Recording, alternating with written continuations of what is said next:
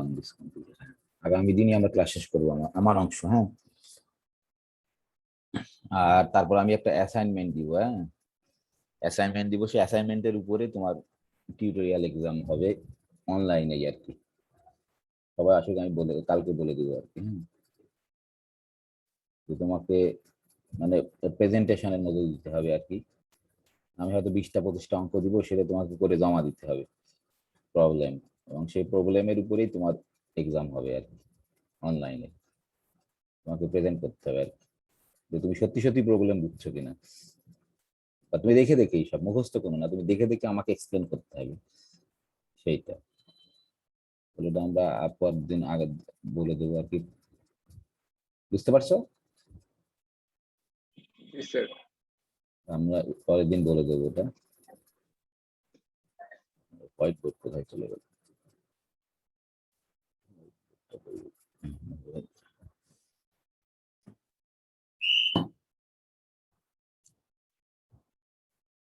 আমরা linear congruence তোমার করতেছিলাম আর কি গতদিন, দেখতেছিলাম। জাস্ট আমি একটু জাস্ট করি, খালি রিকল করি। জাস্ট আমাদের এর নাম ছিল 1 মিনিটের লিনিয়ার, যেহেতু লিনিয়ার ইকুয়েশন কিন্তু কনগ্রুয়েন্স দিয়ে ইকুয়েশন তৈরি করছি আমরা, এই জন্য লিনিয়ার কনগ্রুয়েন্স।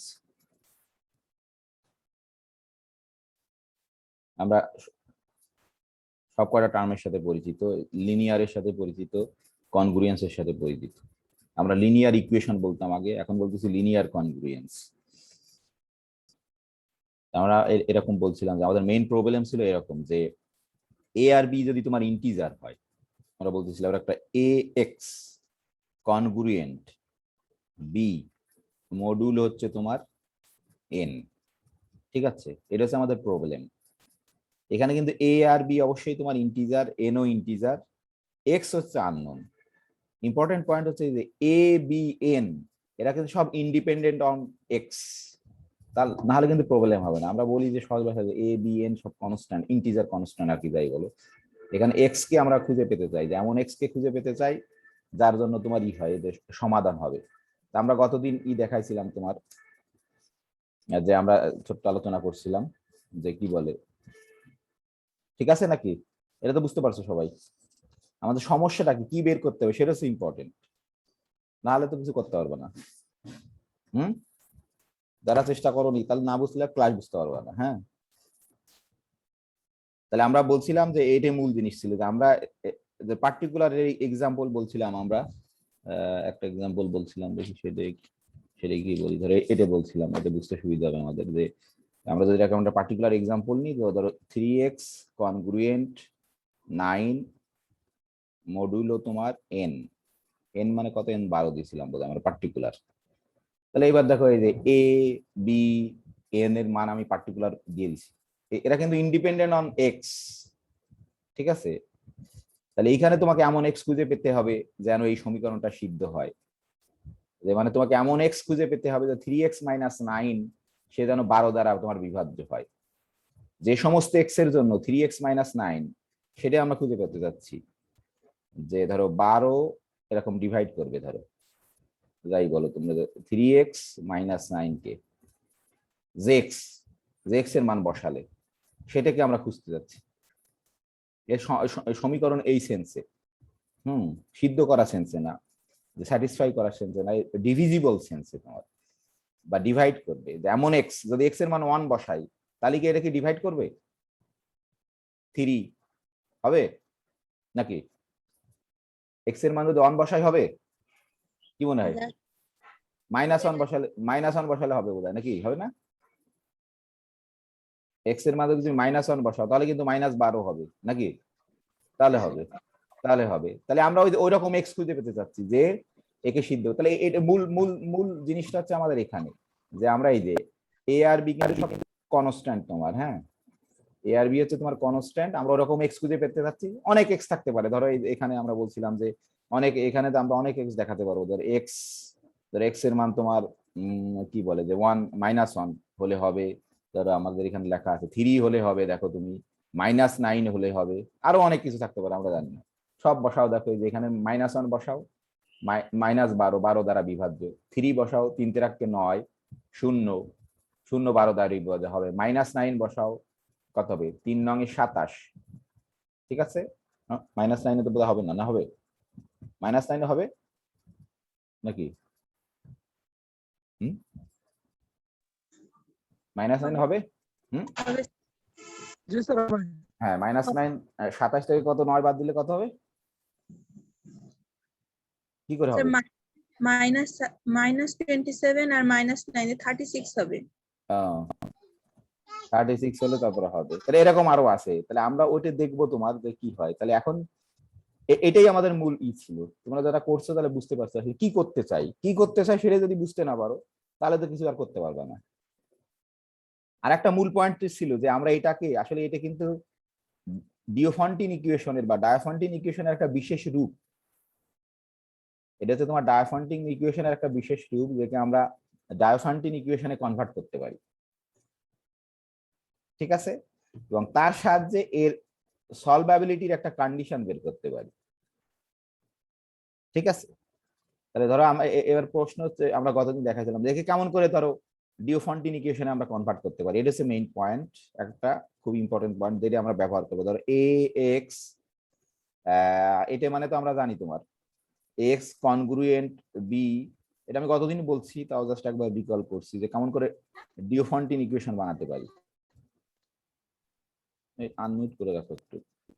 এটা মানেই আমরা জানি কি হবে, তোমরা জানো যে এক্স মাইনাস বি, সেটা হচ্ছে ধরো সাম এন কে। তাহলে আমরা এন কে এন ওয়াই লিখলাম, ধরো for some Y in Z, এটাই তো, ঠিক আছে। আশা করি এটা সব বুঝতে পারবো সবাই। আমরা এখানে কে লিখতাম, ডিওফন্টিনে যদি এই ফর সাম এরকম আছে, যেহেতু এ সিদ্ধ হয় তাহলে অবশ্যই এরকম হবে। তাহলে তোমার এখানে হচ্ছে আমরা যদি একটু চেঞ্জ করে লিখি যে X minus N Y equal to B লিখে দিতে পারি, X minus N Y equal to B লিখতে পারি, ঠিক আছে নাকি? এটা তো মানো কিনা, এটা লিখতে পারি, এটা খুব ইম্পর্টেন্ট কিন্তু, যে a x minus N Y equal to b, এটা আমরা লিখতে পারি। তাহলে এটা কি আসলে দেখো আমাদের যে ডিওফন্টিন ইকুয়েশন ছিল জাস্ট সেই একই রূপ কিন্তু, তাই না? যে X plus B Y equal to C, এটা কিন্তু আমাদের ডিওফন্টিন ইকুয়েশন ছিল তোমার, যতটুকু তোমার যদি মনে থাকে, মনে না থাকলে দেখে নিতে হবে, স্বাভাবিক, মনে না থাকারই কথা, স্বাভাবিক। হ্যাঁ, তাহলে আমরা জানি যে এর কখন সলিউশন থাকে, যদি এ বির জিসিডি সি কে ডিভাইডস করে, তাই না? এর সলিউশন থাকে, ধরো এক্সিস্ট সলিউশন আমরা বলছিলাম, কতদিন বলছি, জাস্ট এক্সিস্ট সলিউশন যদি তোমার কি করো, যে তুমি, আমরা বলছিলাম যে ডি হচ্ছে তোমার জিসিডি অফ এ বি, সে যদি এই সি কে ডিভাইডস করে তাহলে বলি যে সলভেবল বা সলিউশন আছে। তাহলে এই যুক্তিকে এখানে অ্যাপ্লাই করতে পারি আমরা। তাহলে কখন এর লিনিয়ার কনগ্রুয়েন্সের কখন সলিউশন থাকবে, এটাকে যদি অ্যাপ্লাই করো এখানে, কখন সলিউশন থাকবে আমরা বলতে পারি। কখন সলিউশন থাকবে, ধরো জিসিডি অফ কি হবে এ এন, যদি তোমার বি কে ডিভাইড করে মাইনাস এন, আর আমরা এরকম বলি যে আমরা এটা জানি কিন্তু ডি হচ্ছে তোমার এই যে জিসিডি অফ এ, এখানে কিন্তু মাইনাস এন সূত্র নেই, কিন্তু আমরা পড়ে আসছি যে জিসিডি অফ এ এন ও যা মাইনাস এন ও তাই, তোমার এই যে এটা কিন্তু দুটো সমান, আমরা এই জন্য একবারে লিখে দেবো এই যে GCD of A minus N ও যা জিসিডি অফ এ এন একই। তাহলে আমরা যদি বলি এই জন্য তুমি জিসিডি অফ এ এন যদি কাকে ডিভাইডস করে, তোমার এই যে বি কে ডিভাইডস করে, এটা আলাদা, হ্যাঁ, বি কে যদি ডিভাইডস করে তাহলে তোমার লিনিয়ার কনগ্রুয়েন্সের তোমার সমাধান থাকবে, সেটা আমরা বলছিলাম, সলভেবল হবে, এটা আমরা বলছি আর কি। এবং কতগুলো থাকবে সেটা, এটা মূল জিনিস। এটা কি বুঝতে পারলে এই কন্ডিশন কোথা থেকে পেলাম, আসলে ডিওফন্টিন ইকুয়েশনকে অ্যাপ্লাই করে। হ্যালো, বুঝতে পারছো? জি স্যার। তাহলে এইটাই আমাদের মূল ছিল গতদিন। তারপর আমি তোমাদের একটু জাস্ট একটা অঙ্ক দেখাই, সলিউশন করতে বলছিলাম, বইটা কোথায় চলে গেল, ধরো আমি এটা একটা জাস্ট থিওরামটাতে একটা জায়গায় বুঝি নাই। হ্যাঁ হ্যাঁ হ্যাঁ, সেটা আমি নিচ্ছি, দাঁড়াও তোমার প্রশ্ন, আমি এটা দেখাই আগে একটু জাস্ট। এটাই মূল জিনিস ছিল, যে এই যে একটা লিনিয়ার কনগ্রুয়েন্স, তোমার এই যে linear congruence, the linear congruence x congruent b modulo n, এর সলিউশন থাকবে যদি ইফ অ্যান্ড অনলি যদি এই যে ডি ধরছি হচ্ছে GCD of A N, A আর এন এর জিসিডি যদি তোমার বি কে ডিভাইডস করে তাহলেই তোমার এর সলিউশন থাকবে। আর যদি না থাকে তুমি বলবো যে এই লিনিয়ার কনগ্রুয়েন্সের কোনো সলিউশন নেই। এরপরে প্রশ্ন আসছে একটা, আমরা এই পর্যন্ত বুঝতে পারছি। এরপর একটা ধরো প্রশ্ন আছে যে যদি ডিভাইড করে ডিবি কে, তাহলে বলবো যে ডি সংখ্যক মিউচুয়াল ইনকনগ্রুয়েন্ট সলিউশন মডুলো এন আছে। এটা খুব ইম্পর্টেন্ট, যে আমরা বলছিলাম যে দেখাইছিলাম যে দুটো সলিউশন আসলে কখন ইকুয়াল কখন আলাদা। আমি তোমাদের একটা প্রশ্ন করছিলাম ওই যে এক একজন এক এক রকম করে এক এক ইকুয়েশন দিয়ে, তোমরা করতে পারছো হ্যাঁ কিছুটা আর কি, সেটা আমরা আজকে বোঝার চেষ্টা করবো। সেটা বুঝতে পারলে আমাদের মূল জিনিস হবে। আর আমি থিওরামের কথা বলিনি, সেটা আমি পরে নিচ্ছি। আমরা এই যেটুক তোমার কালার করা আছে এটুক তো সবাই বুঝতে পারছে, দি লিনিয়ার কনগ্রুয়েন্স এত has a solution if and only if d বি। ডিটা কি? এ আর এন এর জিসিডি।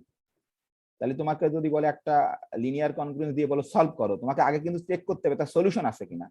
সলিউশন নেই, তুমি যদি সলভ করার চেষ্টা করো তাহলে তো পাবা না। এই জন্য তোমাকে চেক করে নিতে হবে, যদি সলিউশন না থাকে বলতে হবে যে সলিউশন নেই, ওটাই তোমার অ্যান্সার, এক লাইনে তুমি ফুল মার্কস পাবা। আর যদি তুমি প্রথমে দেখবে সলিউশন আছে তারপরে, তাহলে তোমাকে সলিউশন বের করার স্টেপে আসতে হবে, সেটা হচ্ছে ইম্পর্টেন্ট। তাহলে এখন আমরা বলতেছি যে এই যে কনগ্রুয়েন্ট আর ইনকনগ্রুয়েন্ট নামে দুটো শব্দ ছিল, আমরা যখন কনগ্রুয়েন্স পড়াইছিলাম, তোমাদের মনে আছে কিনা অবশ্যই আমার ধারণা মনে আছে। আমরা জাস্ট একটা বলি, গতদিন আমি অন্যভাবে বলছি, আজকে অন্যভাবে বলি। তাহলে কখন একটা লিনিয়ার কনগ্রুয়েন্সের তোমার সলিউশন থাকবে সেটা আমরা কিন্তু বুঝতে পারলাম। আসলে এটা আমরা তৈরি করছি ডিওফন্টিনের এই কন্ডিশনকে অ্যাপ্লাই করে। তাহলে এখন ধরো প্রশ্ন, আমরা যদি এরকম বলি, ধরো সংখ্যা দিয়ে বলি আগে, ধরো আমরা বলতে পারি যে 10, ধরো বললাম কি বলি, ধরো 3 দি 2 দি ধরো সাপোজ, এটা কি ধরো মডুলো 4, এটা তো লিখতে পারি আমরা, সত্য তো এটা নাকি? জি স্যার। এটা সত্য কিন্তু। তাহলে আমরা এটাকে বলি হচ্ছে 10 কনগ্রুয়েন্ট টু মডুলো 4, তাই না? এটা কিন্তু আমরা পড়ছিলাম তোমার, আমরা যে জেনারেলি পড়ছিলাম যে এ কনগ্রুয়েন্ট বি মডুলো এন, তাই না? এ কনগ্রুয়েন্ট বি মডুলো এন মানে কি এ আর বি এর ডিফারেন্সকে আমরা এন দ্বারা মেজার করতে পারি, সেটা হচ্ছে ইম্পর্টেন্ট পয়েন্ট ছিল। আর যদি ধরো এরকম হতো, সাপোজ কথার কথা যে এরকমই হতো, যদি ধরো তুমি যদি এটা বলতাম, আমরা যদি এটাকেই বলতাম পার্টিকুলার এক্সাম্পল দিয়ে যে এরকম যদি লিখতে, ধরো 2, ধরো তুমি যদি এরকম লিখতে মড ধরো 3, এটা কি কনগ্রুয়েন্ট হতো? এটা কি সত্য হতো? না স্যার, হতো না। তাহলে এটাকে আমরা বলি কি ইনকনগ্রুয়েন্ট বলি, তাই না? মনে আছে কিনা তোমাদের? এখানে একটা এরকম দিতাম, ঠিক আছে না? এটা হচ্ছে ইনকনগ্রুয়েন্ট, এ ধর 10 ইনকনগ্রুয়েন্ট টু মডুলো 3, ঠিক আছে? এটা আমরা পড়াইছিলাম কিন্তু, তোমাদের মনে আছে কিনা? এটা খুব ইম্পর্টেন্ট লিনিয়ার কনগ্রুয়েন্সের ক্ষেত্রে, খুবই ইম্পর্টেন্ট। যে এই যে আসলে এই 10 আর 2 কিন্তু সমান না, সমান এমনি এমনি ধর ইউজুয়াল সেন্সে, আমরা যে সংখ্যার সেন্সে যদি চিন্তা করি 10 আর 2 কি সমান? কি মনে হয়?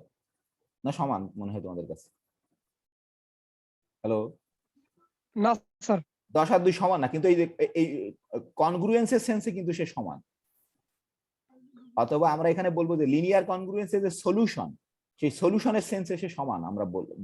সেটাই কিন্তু কতদিন বোঝাতে চেষ্টা করছিলাম, তোমরা বুঝতে পারছো কিনা জানি না, যে আমরা সেটাই বলছিলাম। এটা এই যে ধরো এই কনগ্রুয়েন্ট 4 এর সেন্সে 10 আর 2 কিন্তু সমান তোমার। তাহলে এখন দেখো আমরা গতদিন এই যে এটা বলছিলাম, আমার ধারণা এটা তোমরা ক্যাচ করতে পারছো কিনা জানি না, এই জায়গাটা আমি অন্যভাবে বলছিলাম, এখানে বই আবার অন্যভাবে এখন যদি বুঝতে পারবে। বলতেছে দেখো যে it is convenient to treat two solutions of linear congruence ax congruent b modulo n that are congruent modulo n as being equal even though they are not equal in the usual sense. বুঝতে পারছো? এই যে দেখো বলছে এটা যদি আমরা নিই 3x congruent 9 modulo 12, এই ধরো আমরা দেখলাম 3 কিন্তু এর সলিউশন, 3 বসালে 9 9 বিয়োগ 9 0, সে কিন্তু 12 দ্বারা বিভাজ্য। আবার যদি x এর মান -9 বসাই তাহলে ধরো কি হবে 36 হবে, 36। কিন্তু খেয়াল করে দেখো এই যে 3 আর -9 কিন্তু কনগ্রুয়েন্ট মডুলো 12, তাই না? 3 কনগ্রুয়েন্ট -9 মডুলো 12। তাহলে কিন্তু আমরা বলবো না যে এ আর এ আলাদা তোমার সলিউশন, এটা কিন্তু equal solution. They are not counted as different solution. এটা কি বুঝতে পারছো? আমি কতদিন বোঝাই দিছিলাম, যদিও জানি না বুঝতে পারছো কিনা। এটা হচ্ছে মেইন পার্থক্য ইসের সাথে। তুমি ধরো দুটো সলিউশন বের করলে, ধরো আমরা নিজের ভাষায় বলি, এই ইকুয়েশনের দুটো সলিউশন বের করলে তুমি, দেখা গেল সেই দুটো সলিউশন আবার কনগ্রুয়েন্ট মডুলো 12, সেই দুটো সলিউশন কনগ্রুয়েন্ট মডুলো 12, তাহলে কিন্তু তারা আর আলাদা সলিউশন হবে না, তারা ইকুয়াল সলিউশনে যাবে।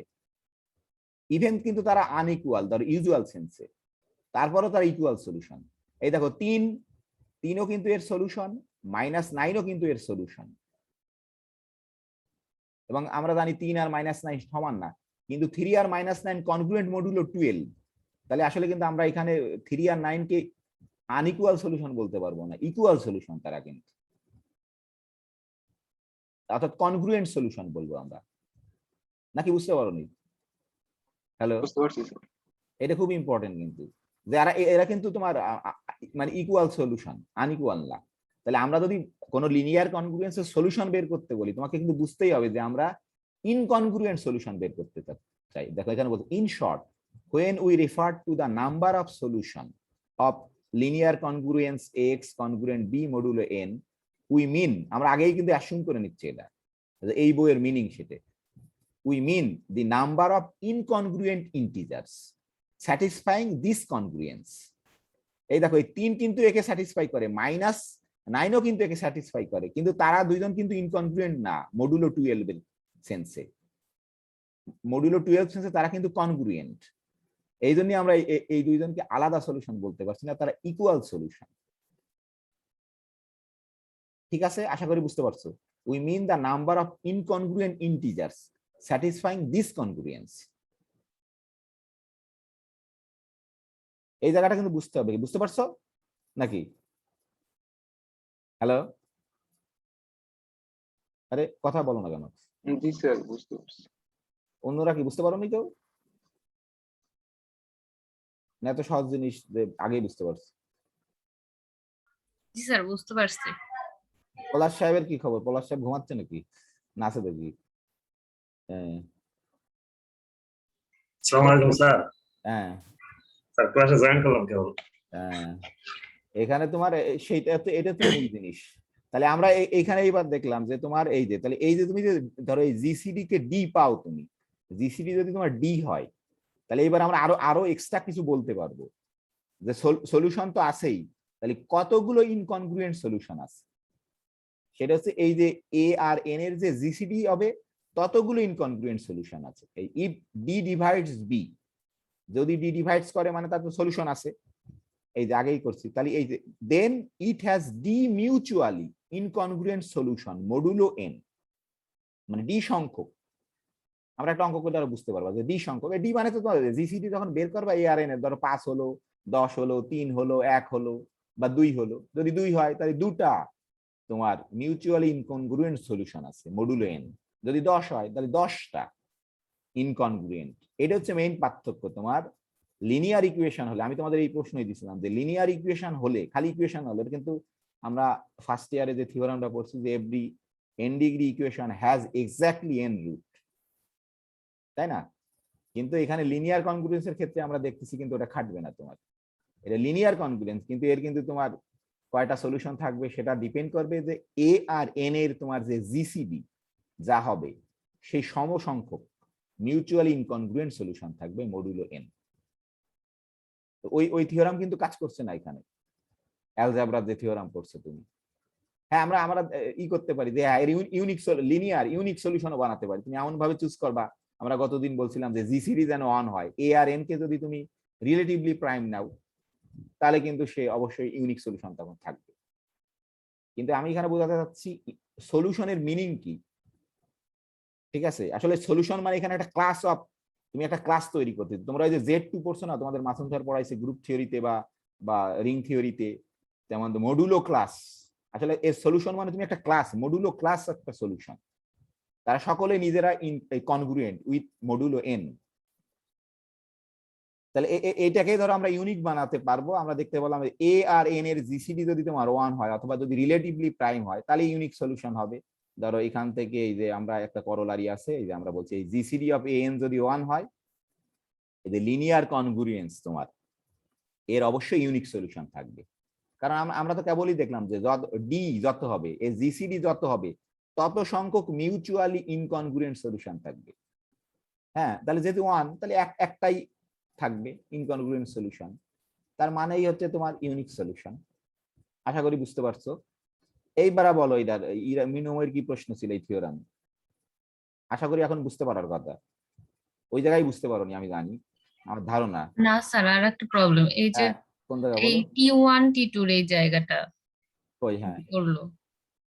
হ্যাঁ এই যে we হ্যাঁ claim that these integers sorry, আর একটা কথা আমি বলিনি। ধরো সাপোজ, হ্যাঁ এই বলি যে এই থিওরামের যে তোমার ধরো ax congruent b modulo n, ধরো তুমি কোনোভাবে এর একটা পার্টিকুলার সলিউশন বের করে ফেলছো x নট, তাহলে তুমি অন্য যত সলিউশন আছে সবকে তুমি জেনারেট করতে পারবা খুব সহজেই ওই ডিওফন্টিনের আর্গুমেন্টকে অ্যাপ্লাই করে।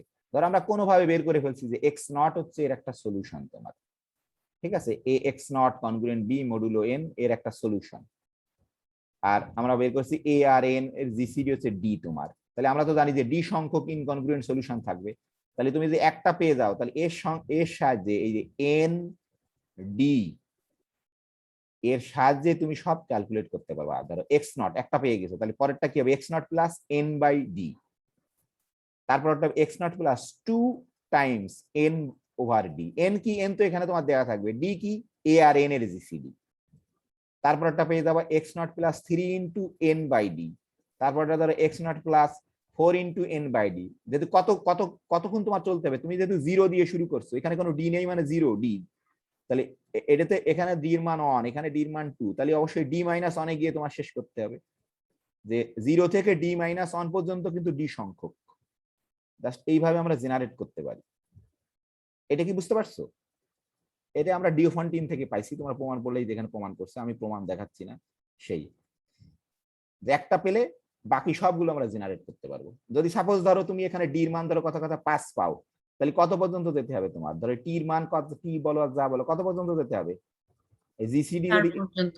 4 পর্যন্ত যেতে হবে শেষ। এর মান যদি তোমার 2 হয়, তাহলে ধরো এখানে কত? 1 পর্যন্ত, 0 আর 1 হবে টি এর মান শুধু। যদি ধরো ডি এর মান 1 হয়, তাহলে এখানে 0 মানে কি একটা টার্মই হবে এক্স নট, একটাই তো ইউনিক সলিউশন তখন। আর যদি ডি এর মান ধরো 100 হয়, তাহলে এখানে 99 পর্যন্ত এরকম যেতে হবে।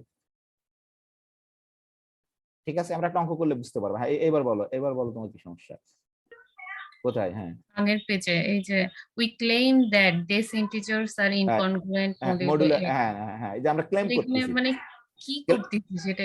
না, ওই যে ইনকনগ্রুয়েন্ট হতে হবে তোমার। যদি যে কোনো দুটোকে নিলে তুমি দেখো, এই যে এটাকে নিছি আর এটাকে নিছি, ইনকনগ্রুয়েন্ট মানে কি? এরা তোমার ডিভাইড হয় না।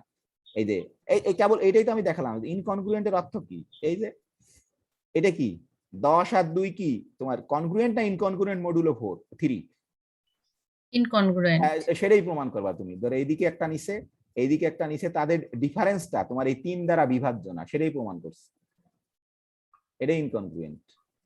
এই যে দেখো, যে আমরা তুমি ক্লেম করছো সেটা কিন্তু প্রমাণ করোনি, এখন বলছে ক্লেম করছো। এই দেখো দুটো নিচে এরকম, যে কোনো দুটো এর চেয়ার তো এরকম X naught N D T one, X naught N by D T two. ঠিক আছে, তাহলে এই যে ইনকনগ্রুয়েন্ট প্রমাণ করবা মানে তুমি এই যে দেখো এখানে প্রমাণ করছো যে এই যে ডি, এই যে ধরো ফাইনালি তো এরকম আসছো। তুমি যদি প্রমাণ করতে পারবো কখনোই ডি দ্বারা টি ওয়ান মাইনাস টি টু কে ভাগ করা যাবে না, তাহলে তো তোমার প্রমাণ হয়ে গেল যে তুমি মানে এটা কন্ট্রাডিকশন পাইছো। তাহলে তুমি যেটা অ্যাসিউম করছিলে এটা ভুল। যে তুমি অ্যাসিউম করছিলে এডি আর এডি কনগ্রুয়েন্ট মডুলো এন, তাই অ্যাসিউম করছো না? এত কনগ্রুয়েন্ট এত মডুলো এন মানে কি এ আর এ কনগ্রুয়েন্ট, কিন্তু তুমি দেখছো একটা কন্ট্রাডিকশন পেয়ে গেছে। এই যে তাহলে ডি যদি একে ডিভাইডস করে, তাহলে ডি কে তো অবশ্যই তোমার কি হতে হবে? এই যে এস সি কি হতে হবে? ছোট হতে হবে না নাকি?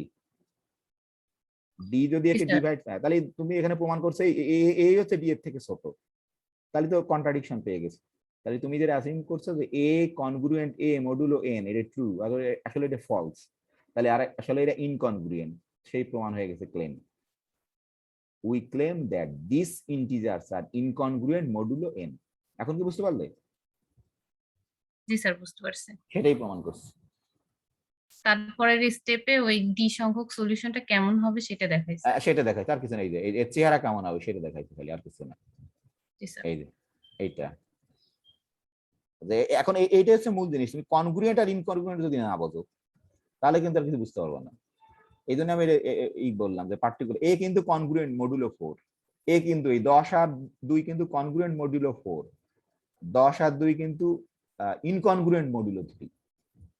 কারণ 10 থেকে 2 কে বাদ দিলে যে ডিফারেন্স, তাকে তুমি 3 দ্বারা মেজার করতে পারো না, বা আমরা ভাগ করতে, বিভাজ্য না বা ডিভাইডস না। আর কি কারো কোনো প্রশ্ন আছে?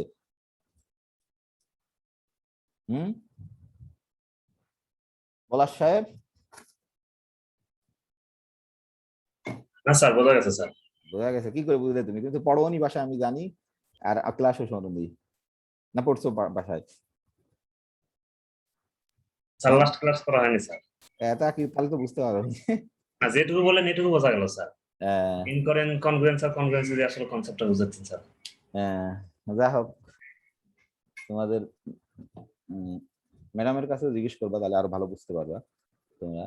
তাহলে আমি যেটা আসলে দেখাতে চাচ্ছি, তোমাদের যে প্রশ্নটা করছিলাম, যে আমার মূল উদ্দেশ্য হচ্ছে এটা বোঝানো। ধরো আমি খুব সহজ একটা জিনিস দিয়ে দেখাই। ধরো আমরা যদি কি জানি দিছিলাম, এক একজনের এক এক রকম দিছিলাম, হ্যাঁ, যেমন এক একজনের এক এক রকম দিছিলাম, তাই না? পলাশটা কি দিছিলাম? পলাশ তো দেখিয়ে দিই, এরকম দিছিলাম কাউকে। এটা কত দিছিলাম? 4 দিছিলাম। হ্যাঁ, এরকম কাউকে দিছিলাম, হ্যাঁ, জাহিদ সাহেবকে কেমন দিছিলাম? এরকম দিছিলাম।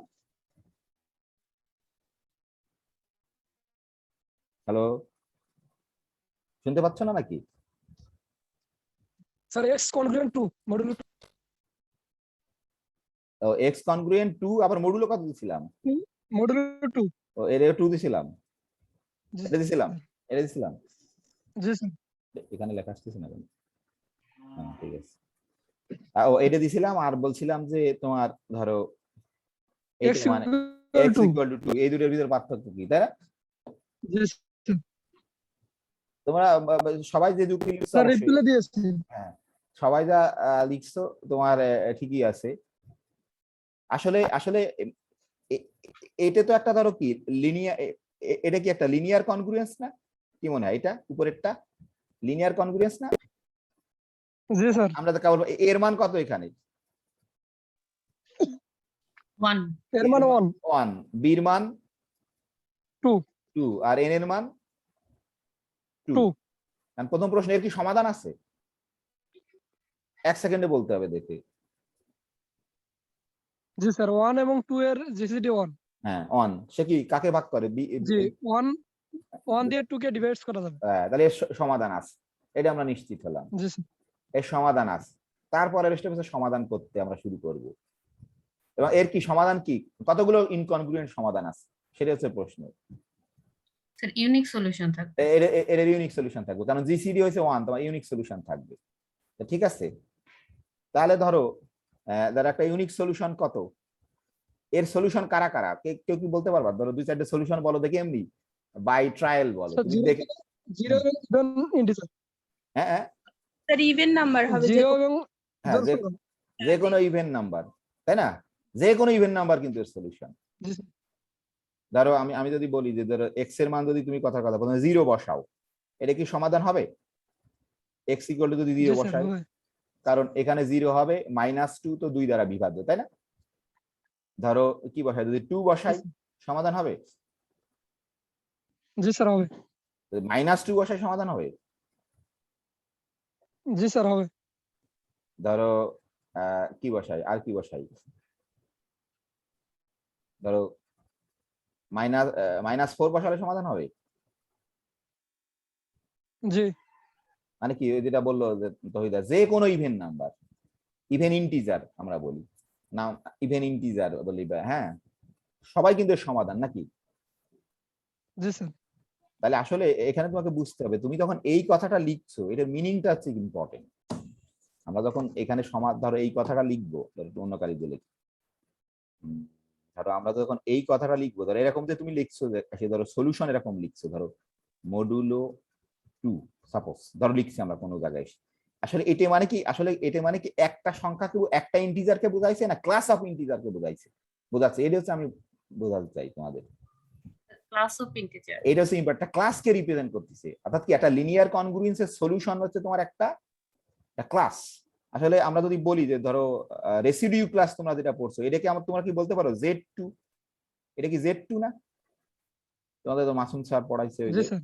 ধরো আমরা বলি 0, ধরো -2 -4, ধরো এইভাবে এদিকে চলতেই থাকবে, তাই না? আর এদিকে ধরো 2 4 নাকি? এই যে রেসিডিউ ক্লাস না, এটা Z2 না? তোমরা সোজা করে লেখো যদি, সমস্যা না, আমি এইভাবে লিখলাম, এরকম না? জি স্যার। এখন প্রশ্ন হচ্ছে, ধরো এই যে আমরা বললাম কেন এই 2 আর 4 কেন এর আলাদা সমাধান না, কেন ইকুয়াল সমাধান এর, বলো দেখি। ধরো 4 তো এর সমাধান একটা, তাই না? 2ও তো এর একটা সমাধান নাকি?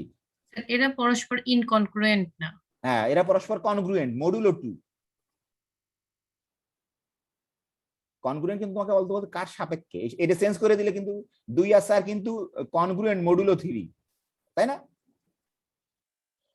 না, আচ্ছা, ইনকনগ্রুয়েন্ট মডুলো 3, 2 আর 4 কিন্তু ইনকনগ্রুয়েন্ট মডুলো 3, তাই তো? কিন্তু 2 আর 4 তাহলে এই দেখো, কিন্তু এই জন্য এরা কিন্তু তোমার আলাদা সলিউশন হচ্ছে না। কারণ কি, আমরা এটা দেখাতে পারি, এই যে দেখো যে এরা কিন্তু এই যে তোমার 2 কনগ্রুয়েন্ট 4, এ কিন্তু তোমার মডুলো 2, তাই না? সত্য না? এটা সত্য নাকি এটা? জি স্যার, সত্য। দেখো এখানে তুমি যে কোনো সংখ্যাকে নাও না কেন, এই সেটের ভিতরে যত আসছে, আসলে দেখে এটা কিন্তু একটা কি আসছে তোমার কাউন্টেবল সেট একটা, কিন্তু ঠিক আছে, তুমি এর ভিতরে যে কোনো দুটো সংখ্যাকে নাও, যে কোনো নিয়ে দেখো, তারা কিন্তু কনগ্রুয়েন্ট মডুলো 2 তোমার, তাই না? তুমি যদি ধরো 100 নাও, যে কোনো জোড় সংখ্যা তো এখানে আসবে, 100 নাও আর 0 নাও, তারা কি 100 আর 0 কি তোমার কনগ্রুয়েন্ট মডুলো 2 না?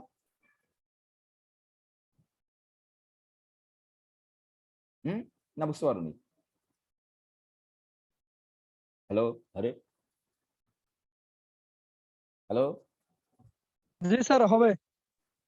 এই জন্য কিন্তু আমরা বলতে পারো এখানে এই 2 আর 4 দুইজনই কিন্তু সমাধান, কিন্তু তারা ইকুয়াল, তারা কিন্তু ইকুয়াল সলিউশন। কারণ কি, তারা দুজনে কনগ্রুয়েন্ট মডুলো 2, এই জন্যই হচ্ছে তারা ইকুয়াল সলিউশন। ঠিক আছে, এটা হচ্ছে ইম্পর্টেন্ট পয়েন্ট। কারো কি প্রশ্ন আছে? এই জায়গা ক্লিয়ার হতে হবে।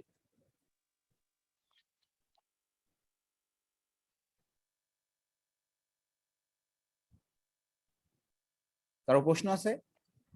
কেন তোমার 2 আর 4 কিন্তু আলাদা, কিন্তু তারপরেও তারা কিন্তু ইকুয়াল সলিউশন, এর আনইকুয়াল সলিউশন না।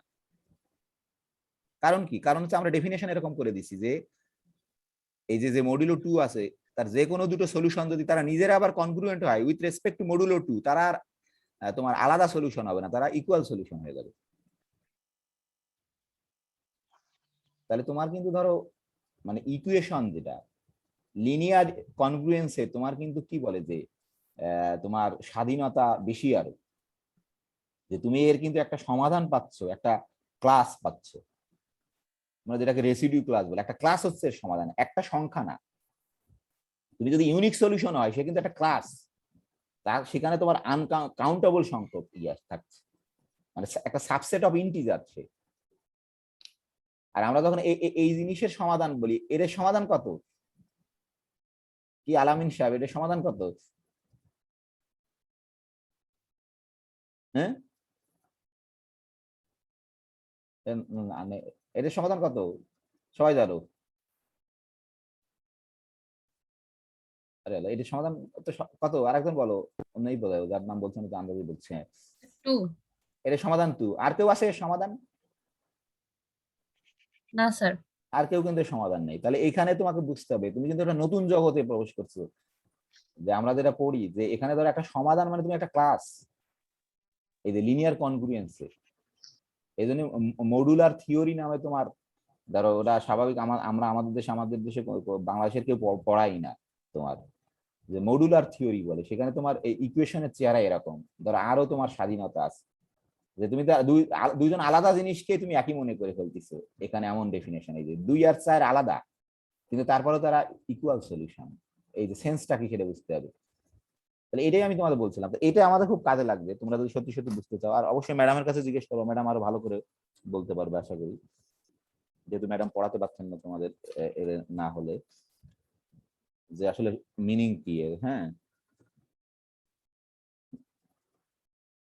তাহলে আমরা এখন আর একটা হ্যাঁ বলো, কোশ্চেন ছিল বলো বলো, থিওরামে। হ্যাঁ বলো বলো কি কোশ্চেন। স্যার বইটা একটু বের করলে ভালো হতো। বই কোথায় আছে? হ্যাঁ এখানে কোন পেজে বলো।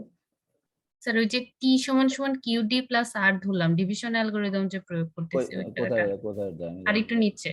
আর নিজেই জি স্যার। এখানে এখানে এখানে এখানে জি এখানে স্যার, হ্যাঁ হ্যাঁ এইখানে যে আমরা আর এর মানটা নিচ্ছি সেটা D-1 পর্যন্ত নিচ্ছি, কিন্তু হ্যাঁ স্যার টি এর মান তো সর্বোচ্চ D-1 পর্যন্ত না। হ্যাঁ হতেই পারে, সমস্যা নেই। আর আর এর তোমারই হতে পারে, সমস্যা নেই তো কোনো। তুমি তো জানো না ডিভিজিবল না হতে পারে একেবারে। আর কি টি এর সমান হতে পারবে? হ্যাঁ হতে পারে, একবারে যদি তোমার ডিভিজিবল না হয়, ধরো 1 যদি হয়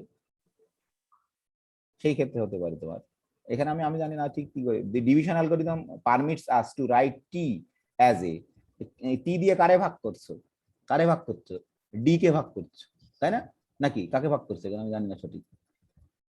টি কে ভাগ করা হচ্ছে না, টি টি কে সমান T এর। এই তো টি কে কাকে ভাগ, ডি দিয়ে না কিউ দিয়ে ভাগ করছে, সেটাই তো প্রশ্ন আমার। ডি দিয়ে ভাগ করছে বোধহয় নাকি স্যার কিউ দিয়ে কিউ দিয়ে ভাগ করছে? হ্যাঁ কিউ দিয়ে ভাগ করা হ্যাঁ হয়েছে। অবশ্যই। আর তাহলে ডি হচ্ছে ভাগফল, আর হ্যাঁ আর হচ্ছে ভাগশেষ। হ্যাঁ, তাহলে আর হচ্ছে ভাগশেষ। তাহলে তোমার তাহলে ভাগশেষ এটা, তাহলে তো আমরা এখানে অ্যালগরিদমে কি ছিল, আর সে যা দিয়ে ভাগ করছো তোমার তার থেকে একটা আমার ধারণা ডি দিয়ে ভাগ ডি করছো দিয়ে তো। ভাগ করছে হ্যাঁ তার তাহলে তো মানে। অবশ্যই, হ্যাঁ ডি দিয়ে ভাগ করলে তো অবশ্যই হতে পারে, D-1 এর পর্যন্ত অবশ্যই হতে পারবে। এটা অ্যালগরিদমেরই কথা, তোমার ডিভিশন অ্যালগরিদম লিখছো, ডি দিয়ে ভাগ করছে তোমার, কিউ দিয়ে ভাগ করিনি। না অবশ্যই স্যার, বলতেছি টি এর মান যে সর্বোচ্চ D-1 পর্যন্ত। হ্যাঁ ইসের মান T-1 পর্যন্ত হতে পারে, মানে এটা হতে হবে এমন কোনোই নেই, তোমার এর চেয়ে কমও হতে পারে। টি এর মান তো D-1 পর্যন্ত না, তুমি প্রমাণ করতেছো টি এর মান D-1 পর্যন্ত। তুমি তো থিওরাম আগে যদি প্রমাণ হয়ে যায় তাহলে তো হবে না। জি স্যার, বুঝতে পারছি। তুমি তো প্রমাণ করতে চাও যে টির মান D-1 পর্যন্ত, এখানে তো প্রমাণ করোনি, এই পরে এসে তুমি প্রমাণ করছো কিন্তু, বুঝতে পারছো? সেটা হচ্ছে জি স্যার। তাহলে এখন আমি একটা অঙ্ক করব। আর কারো প্রশ্ন আছে কোনো? হ্যালো, কি সাইফ খান সাহেবের প্রশ্ন আছে নাকি? না স্যার। তুমি তো অঙ্ক করে দিছিলে, তোমাকে বোধহয় কি একটা কমেন্ট দিছিলাম, ভুলে গেছি আমি। দেখছো, আমার মনে নেই এখন। আমরা একটা অঙ্ক খালি করব যে কত ভাবে করা যায়, একটা বুঝতে পারলে। আর কারো কি প্রশ্ন আছে? পলাশ সাহেবের প্রশ্ন আছে নাকি?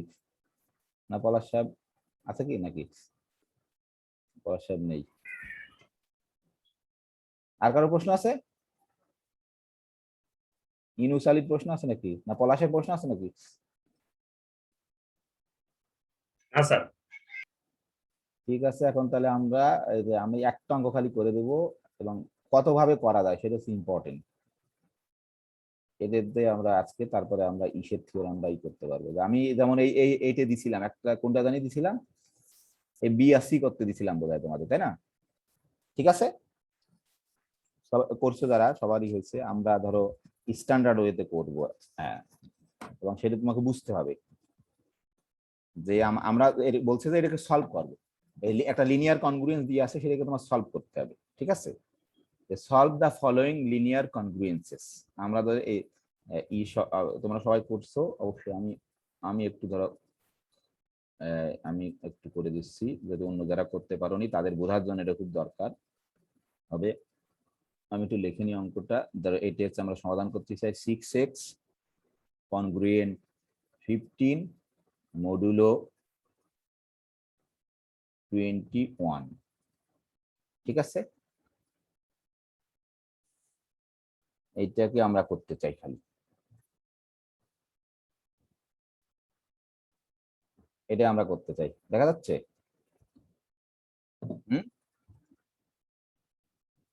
তো প্রথম প্রশ্ন, এর কি সমাধান আছে? দাঁড়াও, আমি যাকে জিজ্ঞেস করবো সে বলবে। সজীব দাস, বলো দেখি, এটার কি সমাধান আছে? সজীব দাস, কি শুনতে পাচ্ছ আমাকে? জি স্যার। তাহলে এখানে এ কত তাই বলো আগে তুমি, হিয়ার এ কত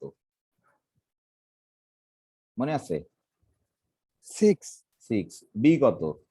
15, 15। আর এন কত? 21। 21। এইবার বলো যে এর কি সমাধান আছে? আমি তোমার জি হেল্প স্যার। করি, সমাধান আছে। কেন আছে সেটা বলতে হবে তোমাকে, কেন আছে মনে আছে কিনা তোমার? এ আর এন এর জিসিডি যদি একে ডিভাইড করে, এ আর এন এর জিসিডি কত তোমার? ইয়ার ধরো এ আর এন এর জিসিডি কত? জিসিডি 1 সেকেন্ডের মধ্যে বলতে হবে। ধরো ডি ধরলাম, ধরো লেট, সেটা আমরা ধরলাম লেট ডি হচ্ছে তোমার জিসিডি অফ, লেট ধরা দরকার নেই, জিসিডি অফ এ এন, এ মানে 6, এন মানে 21। 6 এর জিসিডি কত? জিসিডি মানে গ্রেটেস্ট কমন ডিভিজর। তুমি বললে কি করে যে সমাধান আছে? আন্দাজে বলেছো নাকি? জিসিডি কত বলো, এর জিসিডি কত? পলাশ সাহেব হেল্প করো ওকে।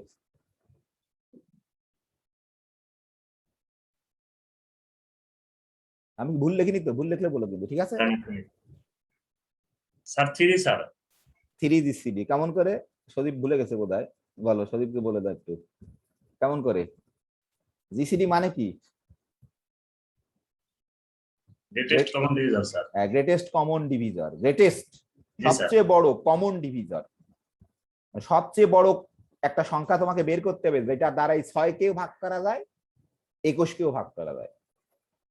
সেটা 6 এর চেয়ে বড় হতে পারবে না, এটা তো নিশ্চিত, তাই না? 6 এর চেয়ে বড় কোনো সংখ্যা দিয়ে তো 6 এর ভাগ করতে পারি না, নাকি? না, হতে পারে 6 এর চেয়ে বড়। হ্যাঁ, সর্বনাশ। কি 6 এর চেয়ে বড় হতে পারে নাকি বলাস? বুঝতে পারছো এখন সজীব নাকি? অথবা তুমি খাতায় হাতে বের করতে হবে যে জিসিডি। তাহলে আমরা জিসিডি বের করলাম তোমার 3। 3 কি এই বি কে ডিভাইড করে? কি মনে হয় সজীব? হ্যাঁ জি স্যার করে। হ্যাঁ, তা 3 দিয়ে তো 15 কে ভাগ করতে পারে, তাহলে এর সমাধান আছে। এখন কি আরেকটু কিছু বলতে পারবো এদের কতগুলো সমাধান আছে? আর একটু বেশি কিছু বলতে পারবো? ধরো এটাকে আমরা অন নাম দিছি, ধরো আমরা এরকম বলতে পারি যে আমি একটা সিন্স, ধরো তুমি তোমার ইচ্ছা মতো লিখবা, আমি যা লিখছি তা লিখতে হবে না। সিন্স সিন্স কি বলে যে 3 ডিভাইডস ধরো 15, ধরো এটা ইমপ্লাইজ করতেছে 1 হ্যাজ এ সলিউশন। আমি তুমি তোমার মতো লিখবা কিন্তু 1 হ্যাজ এ সলিউশন, এটা আমরা নিশ্চিত হলাম নাকি? 1 হ্যাজ এর এর লেখা 1 হ্যাজ সলিউশন খালি তাই লেখা। ধরো এটা নিশ্চিত। এখন কি তুমি বলতে পারবা যে কয়টা ইনকনগ্রুয়েন্ট সলিউশন আছে? দেখে কি বলতে পারবো কতগুলো? এই যে দেখছিলাম না, ডির মান যত ততগুলো, নাকি? ডির মান কত? না মনে নেই। ডির মান তোমার 3 না? তাহলে 3টে তোমার ইনকনগ্রুয়েন্ট সলিউশন থাকবে নাকি? কি আলামিন সাহেব? হ্যাঁ, হ্যালো,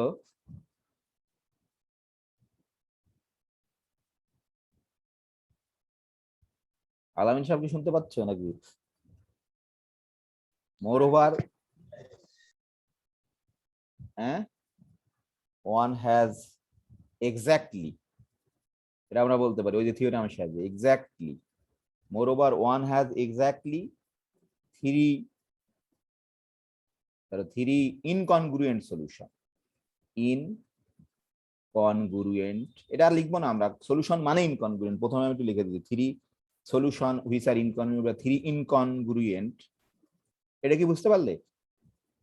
বানান টানা ভুল ঠিক করে দেন, 3 ইনকনগ্রুয়েন্ট সলিউশনস। এটা কি এগ্রি কিনা তোমরা?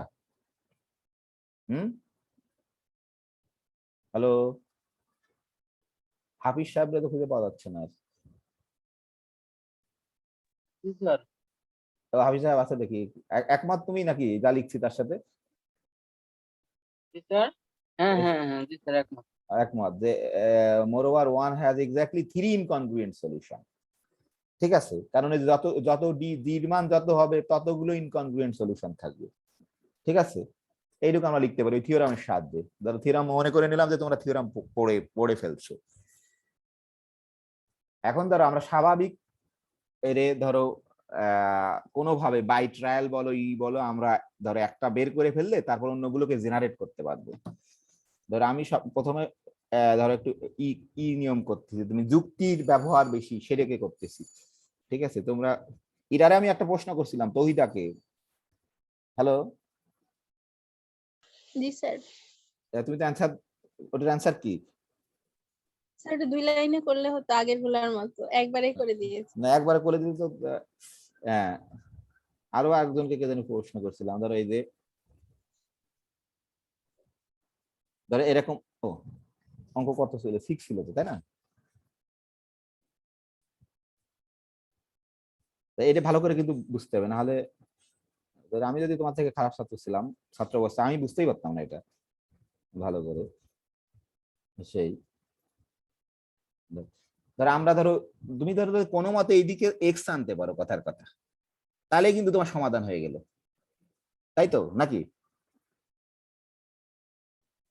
ধরো এক্স আনতে হলে আমরা কিন্তু একটা সূত্র আছে খুব ইম্পর্টেন্ট, এটাকে ধরো আমরা বুঝতে চাই। ধরো এরকম যে ধরো এখানে কি কমন ফ্যাক্টর কি আছে, ধরো এই দুটোর ভিতরে আমরা দেখে বুঝতে পারি যে 3 হচ্ছে কমন ফ্যাক্টর। আমি একটু বেশি করে লিখতেছি সবাইকে বোঝানোর জন্য, যারা এই ধরো 3 × 5 এরকম লিখতে পারি। ধরো মড, আমরা কিন্তু বারবার বলছিলাম ভাগ করা, ভাগ করা কিন্তু একটু তোমাকে সাবধান হতে হবে ভাগ করার সময়। ঠিক আছে, ইন্টিজার না থাকলে কিন্তু ডেঞ্জারাস। যে আমরা ধরো এটাকে ধরো 3 দিয়ে ভাগ করে দিতে পারি, ধরো কথার কথা ধরো 3, ধরো 2x 3 দিয়ে ভাগ করে দিচ্ছি, আর এটা হচ্ছে তোমার 5, আর এইখানে কিন্তু আসলে 3 দিয়ে ভাগ করতে পারবো না, এটা হচ্ছে মজার। আমি এটা বলতেছি ধরো এখানে 7 হবে ঠিকই। ঠিক আছে, এবার যেহেতু ইসের জন্য এটা হচ্ছে ইম্পর্টেন্ট, আমি এটা একটু তোমাদের এখানে লিখে দিচ্ছি। এটা খুব ধরো লাল কালিতে লিখে দিচ্ছি, তারপর আমি ব্যাখ্যা করতেছি। যে ধরো এরকম যদি হয় যে ইফ ধরো CA কনগ্রুয়েন্ট CB ধরো মডুলো n, তোমার তাহলে দেন তুমি এরকম করতে পারবা সবসময় যে কমন ফ্যাক্টর ধরো দেখা যাচ্ছে না, কমন ফ্যাক্টর তুমি আউট করে দিলে যে A কনগ্রুয়েন্ট B, এইখানে কত হবে মডুলো n, সি না কিন্তু D, এটা কিন্তু ইম্পর্টেন্ট। ডি, এই ডি হচ্ছে তোমার জিসিডি অফ সি আর এন, তাই তো নাকি? ফায়ার এটা খুব স্ট্রং ভাগ করার সময় আমরা এটা হোমওয়ার্ক দিছিলাম তোমাদের, তোমরা যারা করছে সি আর এন। আমি ঠিক আছে তো নাকি ভুল হচ্ছে নাকি? হ্যালো স্যার ঠিক আছে। এইটা খুব ইম্পর্টেন্ট। তাহলে আসলে এখানে ধরো 3 দিয়েই ভাগ করে ফেলছি, কারণ এই জিসিডি আসলে কিন্তু 3, তোমার 3 আর 21 জিসিডি তোমার কত 3 না, সেই জন্য আসলে 3 দিয়েই ভাগ করছি।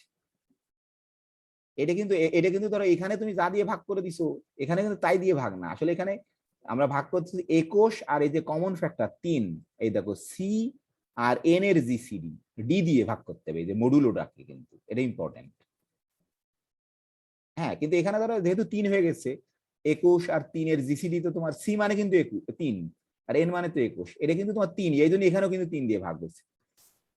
ঠিক আছে, এইবার ধরো জাহিদ ফুদান সাহেবের কাছে একটা প্রশ্ন করছিলাম নাকি? হ্যালো জাহিদ, কি শুনতে পাচ্ছ? জাহিদ কি আছে? চলে গেছে জাহিদ, নেই জাহিদ প্রধান, চলে গেছে বলে কোনো কারণে। এইখানে ধরো সে জাহিদ হচ্ছে খালি ডান পাশে 7 যোগ করছে, এটা কি করতে পারি আমরা, বলো দেখি কে বলবে? আমরা কি শুধু ডান পাশে কি 7 যোগ করতে পারবো? শুধু ডান পাশে? না স্যার, দুই পাশেই করতে হবে দুই তোমার। পাশেই করতে হবে করলে। কিন্তু ধরো জাহিদ যেটা করছিল সেটা ঠিকই আছে, ধরো খালি এমন করতে পারি যে ডান পাশেও 7 যোগ করতে পারি, কেমন করে করতে পারবো, কে বলতে পারবে?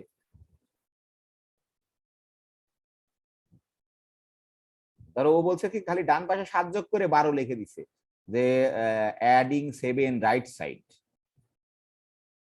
ধরো আমি এদিকে 12 বানাতে চাই, দেখাবো যে 2x কনগ্রুয়েন্ট 12 মডুলো 7, সেটাও কিন্তু তাহলে 5 যদি 12 এর সাথে কনগ্রুয়েন্ট করে তাহলে সেই সেন্স থেকে সেই সেন্সে মানে ট্রানজিটিভিটি যে প্রপার্টি ছিল সেই সেন্সে লিখতে পারি। এটা কিন্তু খুবই পাওয়ারফুল টেকনিক, আমরা এটা বারবার বলছি। ধরো আমি কিন্তু এরকম লিখতে পারি, ধরো আমি লিখলাম না যে কনগ্রুয়েন্ট, ধরো 5 কনগ্রুয়েন্ট, এটা কি আমরা লিখতে পারি ধরো 12 মডুলো 7, এটা কি মানো কিনা? এটা তো লিখতে পারবো অবশ্যই, তাই না? পারবো না? জি স্যার পারবো। এটা কিন্তু অবশ্যই পারবো। আসলে ধরো মনে করো যে এইটুকু নেই, তোমার এই অংশটা নেই মনে করো, খালি আমরা এইটুকু লিখছি 5 কনগ্রুয়েন্ট 12 মডুলো 7, এটা তো সত্য, তাই না? তারপরে যদি ট্রানজিটিভিটি থিওরি অ্যাপ্লাই করে a congruent b, b congruent c, তাহলে এ কনগ্রুয়েন্ট সি। তাহলে আমি বলবো যে তোমরা সবসময় এরকম করে লিখবা, যে দুইবার লেখার দরকার নেই, এটা হচ্ছে স্ট্যান্ডার্ড নিয়ম, যে এই একটা লাইন লিখে তারপরে তুমি এখান থেকে বলে দিতে পারবা এই যে 2x কনগ্রুয়েন্ট ধরো 12 মডুলো 7, ঠিক আছে? এইবার ধরো আমরা বলো দেখি কি দিয়ে ভাগ করতে পারবো, বলো দেখি কমন ফ্যাক্টর কি আছে? আমরা তো বলছি এখানে এক্স আনতে চাই, আমরা এক্স আনলে আমাদের লাভ। 2 দিয়ে ভাগ করে দিলেই হয়ে যায়। 2 দিয়ে ভাগ করে দিলাম এক্স 6, এখানে কত হবে? তাহলে এখানে কত থাকবে, মডুলো কত থাকবে, সেটা হচ্ছে ইম্পর্টেন্ট, এটা হচ্ছে ইম্পর্টেন্ট। এটা কত হবে? 7 থাকবে। 7ই থাকবে, কেন বলো দেখি হাফিজ? 2 আর 7 এর গসাগু 1। হ্যাঁ, এটা হচ্ছে ইম্পর্টেন্ট। তাহলে এটা অবশ্যই এখানে তুমি ক্লিয়ার করবা, কিন্তু আমি জানলেও তো হবে না, আমি তোমাকে মার্কস দিব না কিন্তু পরীক্ষাতে, তুমি জানো না সেটা আমি জানতে চাই, ঠিক আছে? তাহলে এখানে তোমাকে বলতে হবে যে জিসি, যেহেতু এটা খালি বলে দেবা, এটা হচ্ছে মেইন ফ্যাক্টর, যে 2 আর 7 এর ই হচ্ছে তোমার 1, এই কথাটা একটা সাইড নোট হিসেবে লিখে দিতে হবে। সেই জন্য আমরা এখানে 7 কে 2 দিয়ে কিন্তু ভাগ করিনি, 7 কে ভাগ করবো আমরা হচ্ছে ই দিয়ে। তাহলে এই যে দেখো হয়ে গেল, একটা সমাধান আমরা পেয়ে গেছি। খেয়াল করে দেখো, একটা সমাধান আমরা পেয়ে গেছি। কারো কি প্রশ্ন আছে?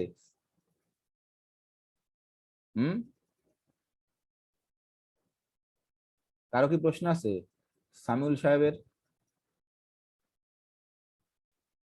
না স্যার, কোনো প্রশ্ন নেই। তুমি তো করোনি দেখি অঙ্ক।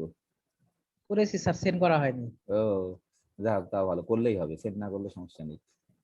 আসলে আসলে কি তুমি চেক করতে পারো, আসলে কি এই 6 এখানে বসালে কি তোমার সিদ্ধ হয়? দেখো দেখি খেয়াল করে, এখানে 6 বসাও দিই, কত হয় দেখো দেখি, কত হবে?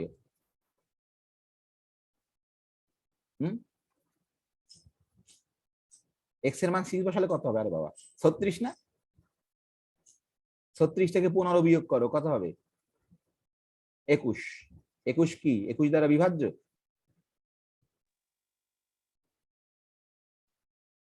ঠিক আছে, এই যে দেখো একটা সমাধান, তুমি একটা সমাধান আমরা দেখছিলাম থিওরাম, তো কোনোভাবে তুমি একটা সমাধান বের করতে পারলেই হলো, আর সবগুলোকে জেনারেট করতে পারবা ই দিয়ে। কারো কি প্রশ্ন আছে? হ্যালো,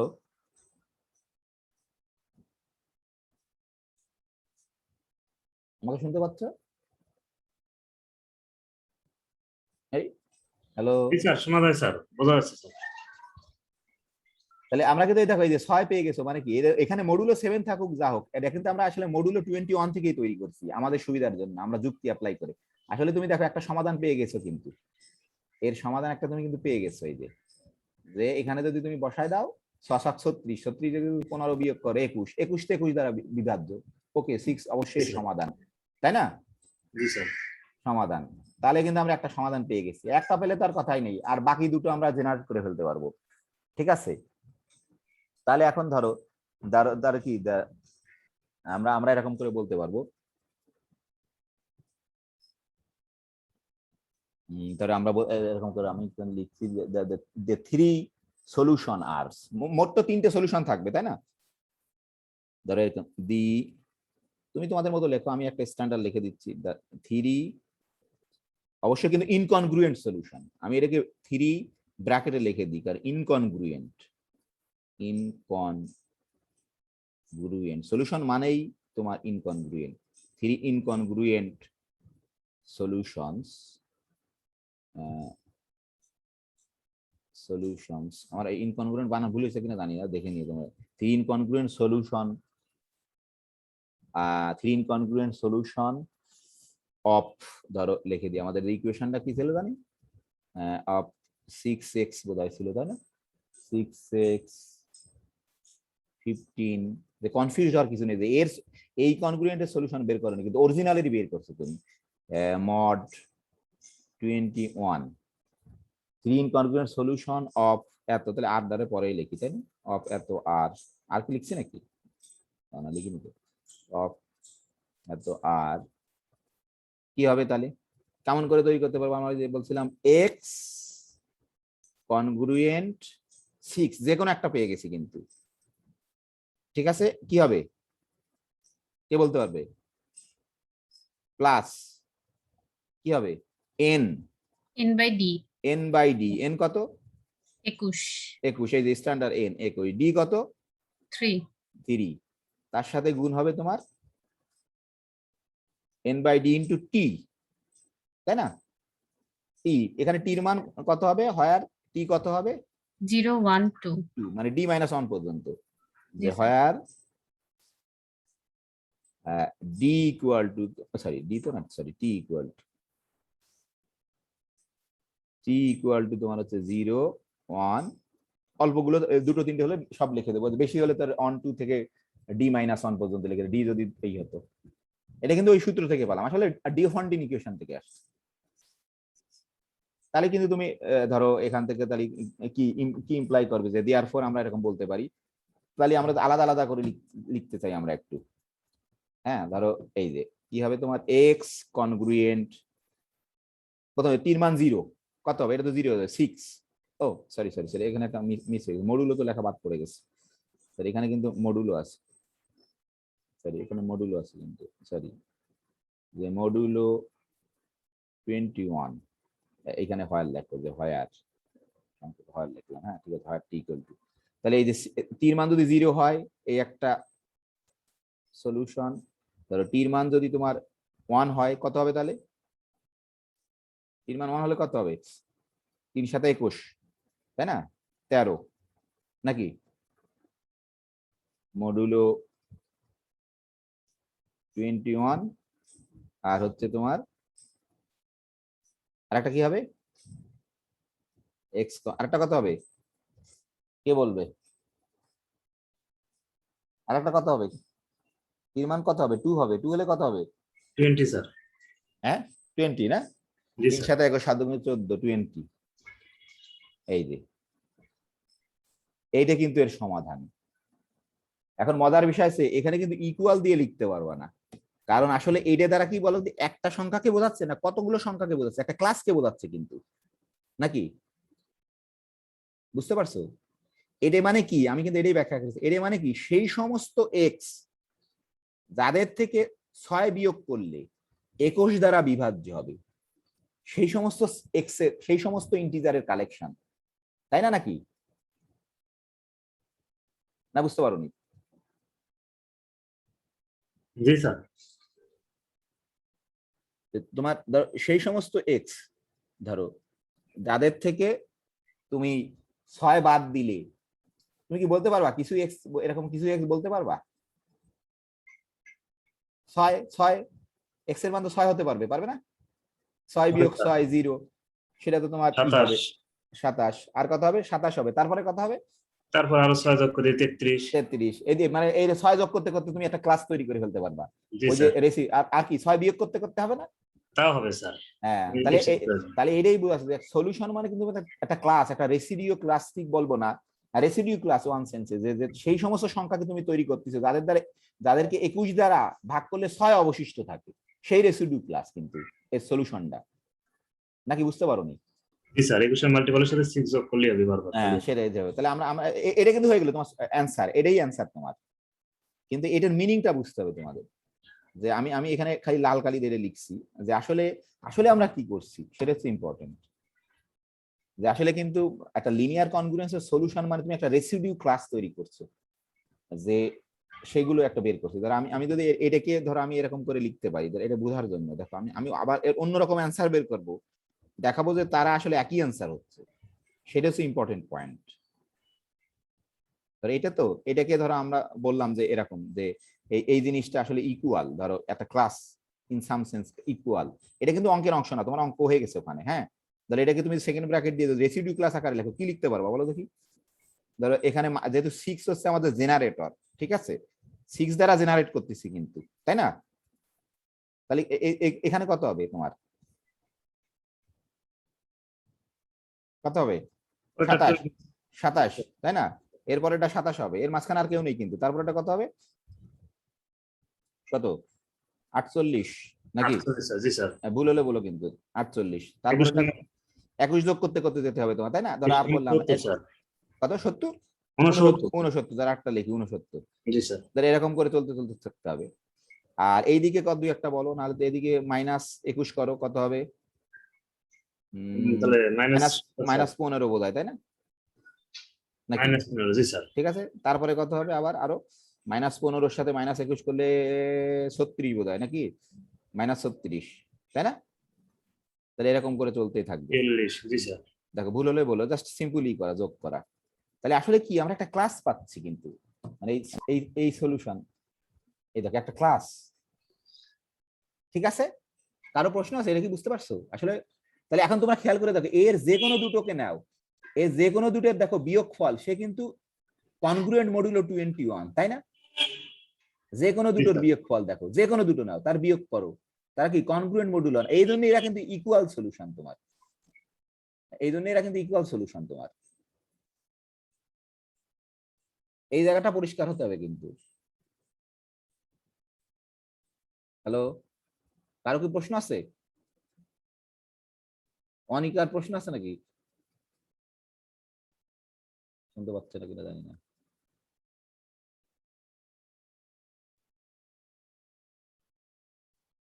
এটা কি আসলে বুঝতে পারলে? আসলে আমরা যে সলিউশন বের করছি আসলে কি, একটা তোমার একটা ক্লাস বের করছি, একটা রেসিডিউ ক্লাস বের করছি, সেই সমস্ত ইন্টিজারকে বের করছি যাদেরকে তুমি 21 দ্বারা ভাগ করলে 6 অবশিষ্ট থাকে।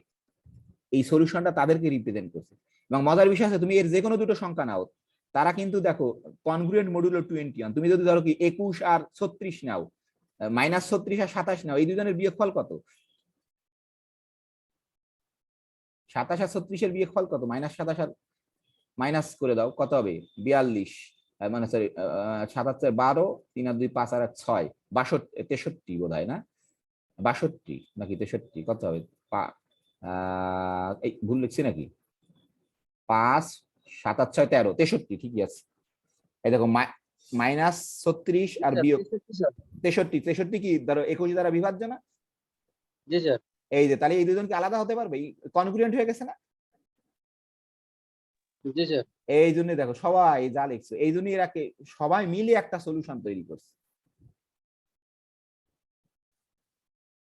কারো কি প্রশ্ন আছে? এই জায়গা কিন্তু বুঝতে হবে।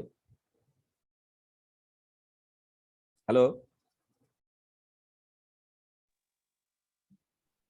জি স্যার, আমার নাই, এখন অন্য কারো আছে কিনা? অন্য কেউ তো কথা করছে না তো, দেখি সবাই এমনি আগে বুঝে ফেলছে বোধহয়, আমি বলার আগে বুঝে ফেলছে, তা হতে পারে, তাই না? নাকি বলো হাফিজ?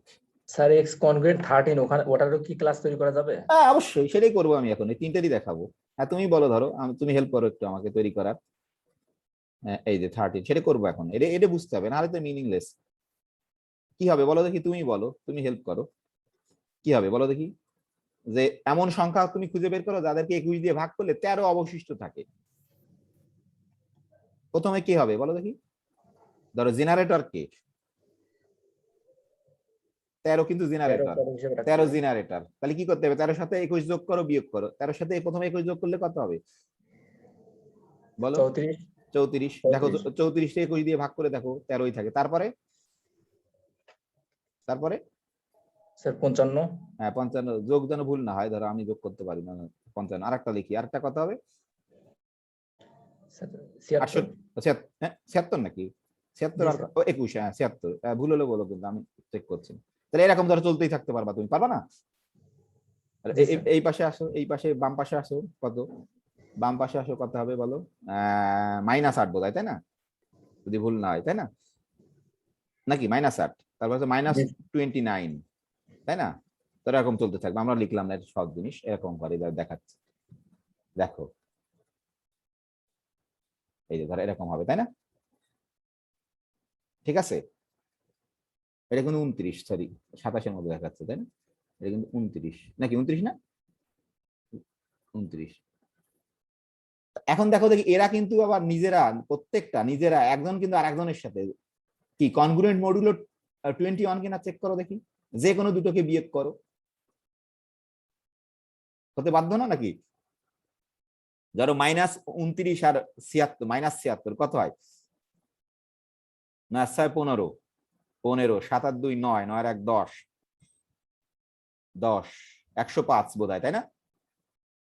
মাইনাস, এই দেখো এটা আমরা প্রমাণ করতে পারি কিন্তু, এই যে ধরো এটা প্রমাণ, এটা হচ্ছে ইম্পর্টেন্ট পয়েন্ট যে -29 কনগ্রুয়েন্ট যে কোনোটা হবে, আমি জাস্ট অ্যাজ ফর এক্সাম্পল দিলাম, এটা কি সত্য? মডুলো 21 এটা কি সত্য?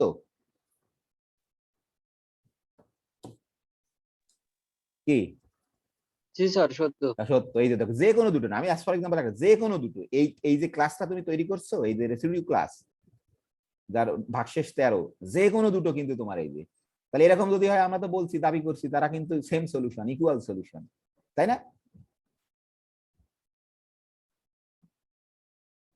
তারপরে আরেকটা ক্লাস তৈরি করি, আরেকটা ক্লাস কি হবে বলো দেখি, আরেকটা কত হবে? আরেকটা ক্লাস তৈরি করি, আরেকটা ক্লাসই তৈরি হবে, আর কিচ্ছু তৈরি হবে না।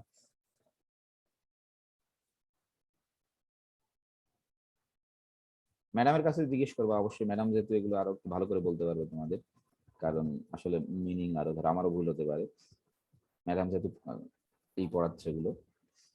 আরেকটা ক্লাস কি তৈরি হবে বলো দেখি, আমরা যদি করি যে এক্স কনগ্রুয়েন্ট ধরো 20 মডুলো ধরো 21, এটা কি হবে বলো, কে বলবে দেখি, একজনকে জিজ্ঞেস করি,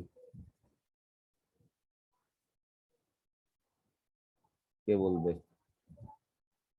পল্লবী তো ভয় পাচ্ছে, তো জিজ্ঞেস করি কিনা, তা তোকে জিজ্ঞেস করছিলাম কতদিন দেখে ও অঙ্ক করছে আর কি এই সপ্তাহে।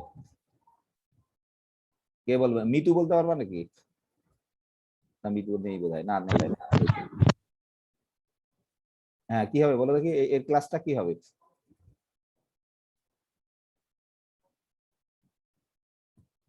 শুনতে পাচ্ছ? শুনতে পাচ্ছে না বোধ হয়। এই ক্লাসটা কি হবে? জেনারেটর ধরো 20, তাই না? সরি কত, হ্যাঁ 20, জেনারেটর 20, তাহলে এখানে কত হবে? 41, তারপরে এখানে কত হবে? 62 নাকি, ভুল হলে বলো, এরকম করে চলতে থাকবে। আর এখানে কত হবে? ধরো 20 থেকে কত হবে, 20 থেকে কত বাদ দিতে হবে? 21, তাহলে -1 হবে, আর ধরো -22 হবে যদি আমার ভুল না হয়, এরকম আর একটা ক্লাস তৈরি হবে। এরাই হচ্ছে ধরো সমাধান, নাকি ভুল লিখতে পারি কিন্তু, খেয়াল করে 20 -21 বাদ দাও, -1 হবে, আবার -22, ঠিক আছে?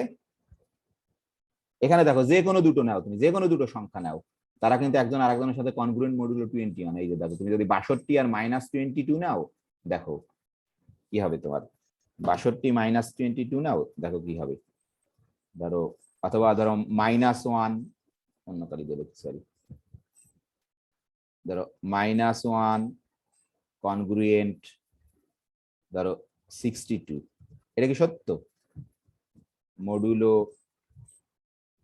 21 ধরো একটা নিলাম আমি, যে কোনো, এটা কি সত্য? হ্যালো, কি খবর, সবাই চলে যাচ্ছে নাকি? এটা সত্য নাকি? জি স্যার। এই যে দেখো যে কোনো দুটো নিলে, এই যে দেখো, আর কি কোনো ক্লাস তৈরি করতে পারবা কি মনে হয়? শামীমুর রহমান, না শামীমুর না তুমি, শামীম জি স্যার, স্যার। আর কি পারবা? জি স্যার। হ্যাঁ স্যার 3টাই তো এখানে। আর পারা যাবে না, কিন্তু এর বাইরে কেউ নেই, আর সবাই চলে আসছে। মানে পৃথিবীতে যত এক্স আছে, যত ইন্টিজার এক্স আছে, রিয়েল না কিন্তু, যারা এই সমীকরণটাকে সিদ্ধ করবে, আমাদের তো মূল উদ্দেশ্য এই লিনিয়ার কনগ্রুয়েন্সকে সিদ্ধ করবে। তোমার এই লিনিয়ার কনগ্রুয়েন্সকে তোমার সিদ্ধ করবে পৃথিবীতে যত তোমার ইন্টিজার আছে, ঠিক আছে, সব তুমি নির্ণয় করে ফেলতে পারছো। হ্যাঁ, তুমি লিখে শেষ করতে পারবে না, কিন্তু তুমি তোমার ম্যাথমেটিক্যাল যুক্তি দিয়ে তাদেরকে তুমি কি করে ফেলছো, প্রকাশ করে ফেলছো।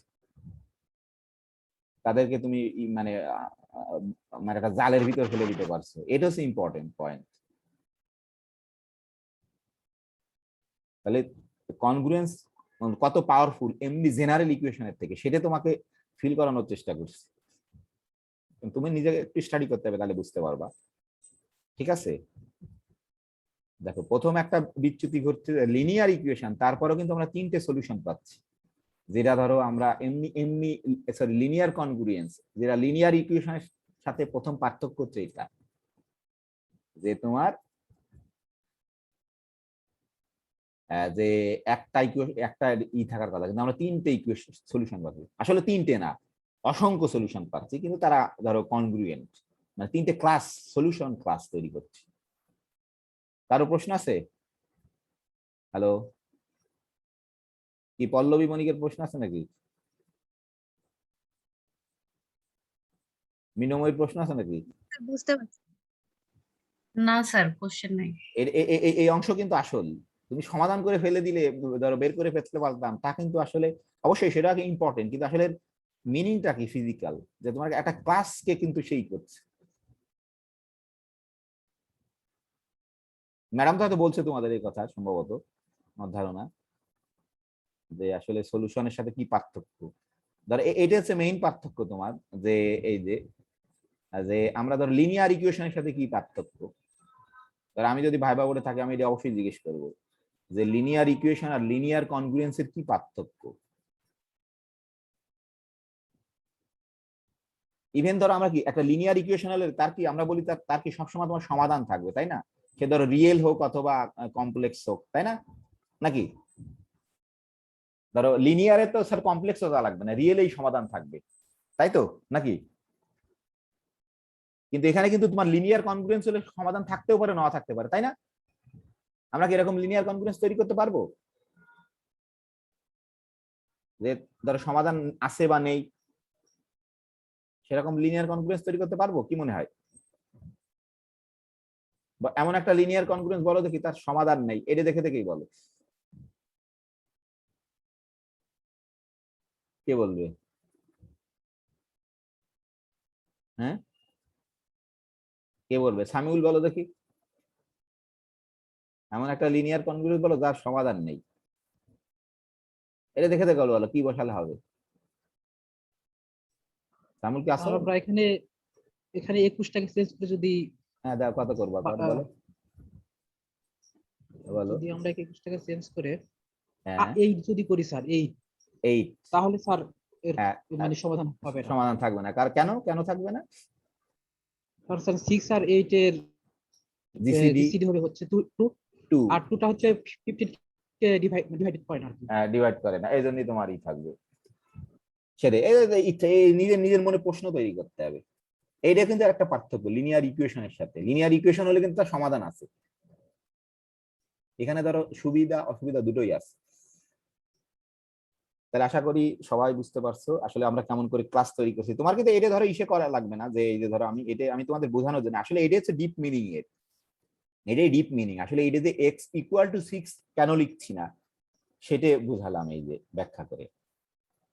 এখন প্রশ্ন, ধরো আরো প্রশ্ন আছে, কারো প্রশ্ন থাকলে করতে পারো কিন্তু এখন। হ্যালো, ধরে নিলাম কারো প্রশ্ন নেই। ধরো আমি যে এখন তোমার মনে মাথায় প্রশ্ন থাকবে, আমি এইভাবে কেন, অন্যভাবে তো সমাধান করতে পারি। সাপোজ কথার কথা, ধরো আমি যদি অন্যভাবে সমাধান করতে চাই, ধরো আমি কোনোভাবে ধরো বাই ট্রায়াল বের করে ফেলতে পারো, তুমি রিরা যেমন করছো, সাইব যেমন করছো, নাকি তাই না? হ্যালো, সাইব আছে নাকি জানি না।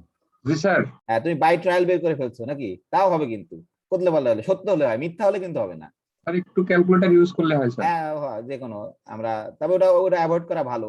ম্যাথমেটিক্স যেহেতু লজিক তোমার, হ্যাঁ লজিক অ্যাপ্লাই করা ভালো সবসময়, ঠিক আছে। আর আরেকটা স্ট্যান্ডার্ড নিয়ম আছে, যেমন মৃন্ময়ী ওই মেথডে করছে, সেটা হচ্ছে ডিওফন্টিন ইকুয়েশনের সাহায্যে খুব সহজে আমরা করতে পারি অ্যাপ্লাই করে, সেটাই আমি দেখাবো। হ্যাঁ, ডিওফন্টিন ইকুয়েশনকে ব্যবহার করে আমরা এটাকেই করতে পারি তোমার। তাহলে ধর এই যে মেথড, এটি হচ্ছে সবচেয়ে স্ট্রং, তোমার ওগুলো করতে একটু বেশি সময় লাগে, তুমি যত করবা তত এক্সপার্ট হবা এর পর। এদের ট্রানজিটিভিটি প্রপার্টি খুব ইম্পর্টেন্ট। ধরো এইখানে তো আমরা করলাম, ধরো এইকে ধরো এমন ভাবে একে চেঞ্জ করলাম যেন হলো 2 দিয়ে ভাগ করতে হবে। আমরা কি ধরো এইটাকে কোনোভাবে ধরো 1 যদি করে দিতে পারি, কথার কথা, এইটাকে যদি কোনোভাবে ধরো 1 এক্স বানায় দিতে পারি, এইটা যেমন এইটা করছে, কিন্তু এটা বুঝতে পারছে কিনা আমি সন্দেহ, কি জানি বলে। এইখানে ধরো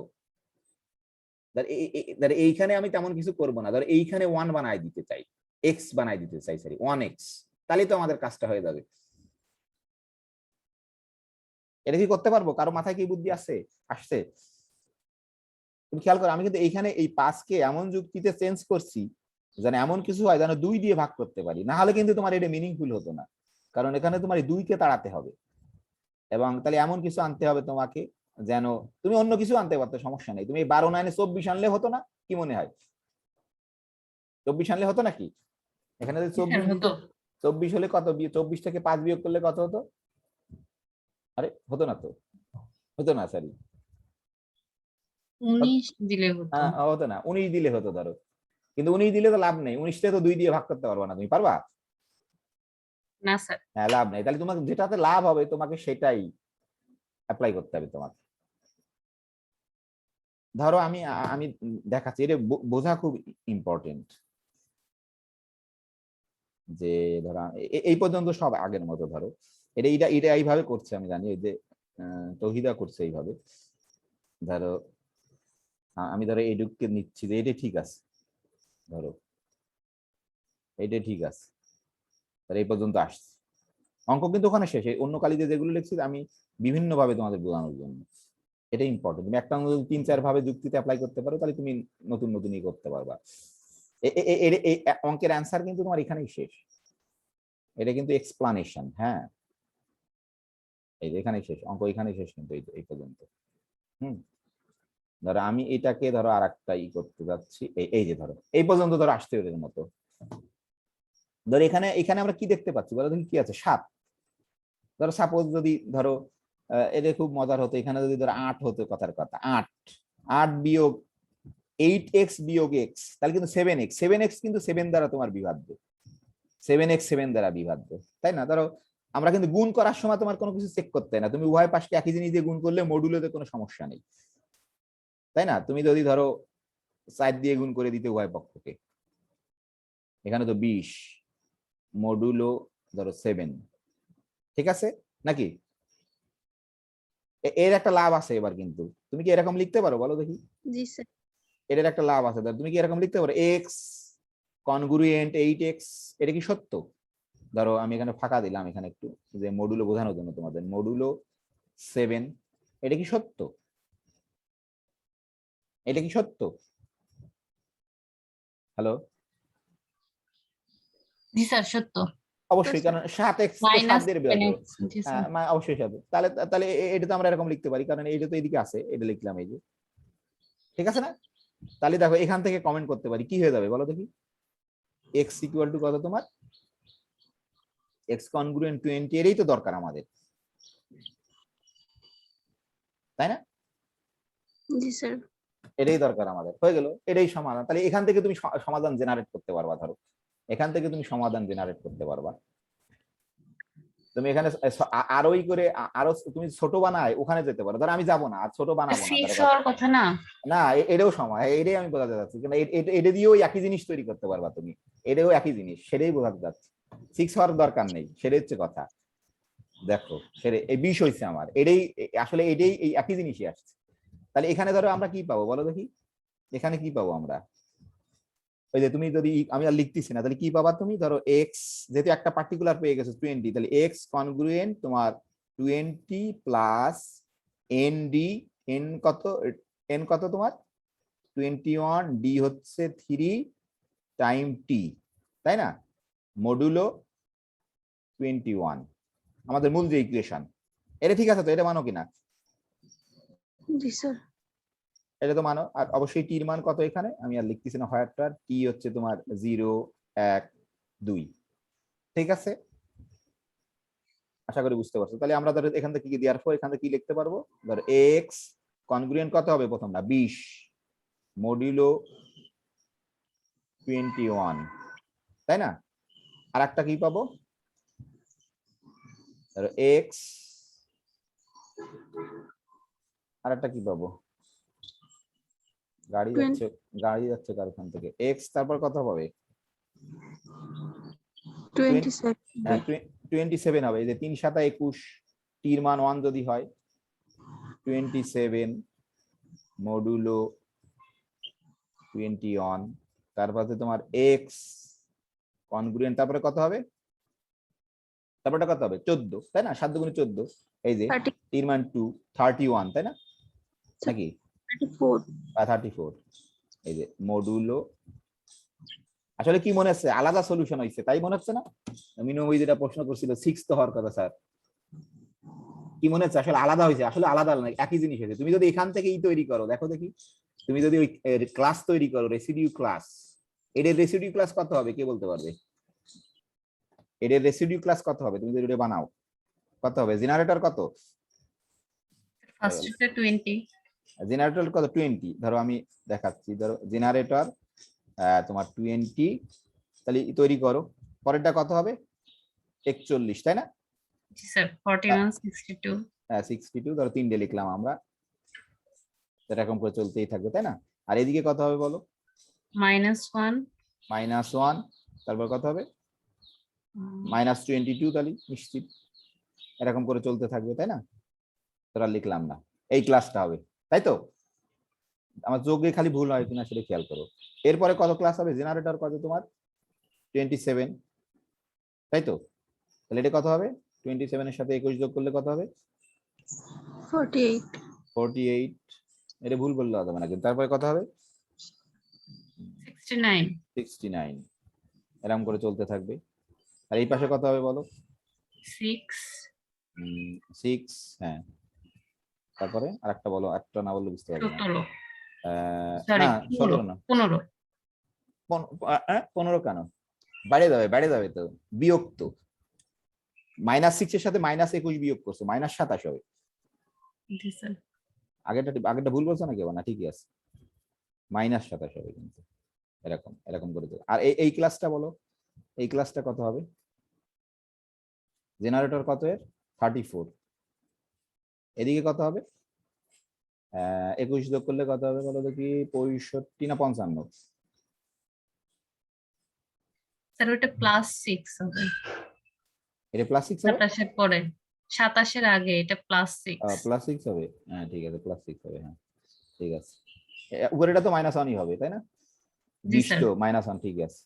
এটা ঠিক আছে। কত? 34, এটা তো 34ই, তাই না? 7 7 করে বাড়বে, 34 আর 21 কত? 55 না নাকি? ও আসলে বোঝাই তো যায়, এর সাথে 7 বাড়ায় দিলে সব হয়ে যাবে, বুঝতে পারছো? হিসাবই জি করা স্যার, লাগে না, 7 করে বাড়ায় বাড়ায় দিলে দিলে হয়ে হয়ে যাবে। যাবে। এটা কত হবে তোমার? সেটাই হবে। এটা কত হবে? 76, তাই না? আর এখানে 7 7 করে বাড়ায় দাও, এটা কত হবে? 13 হবে, 13 হবে। এর 7 বাড়ায় দাও, কত হবে? -21 হবে। -20, -21 বোধহয়, তাই না?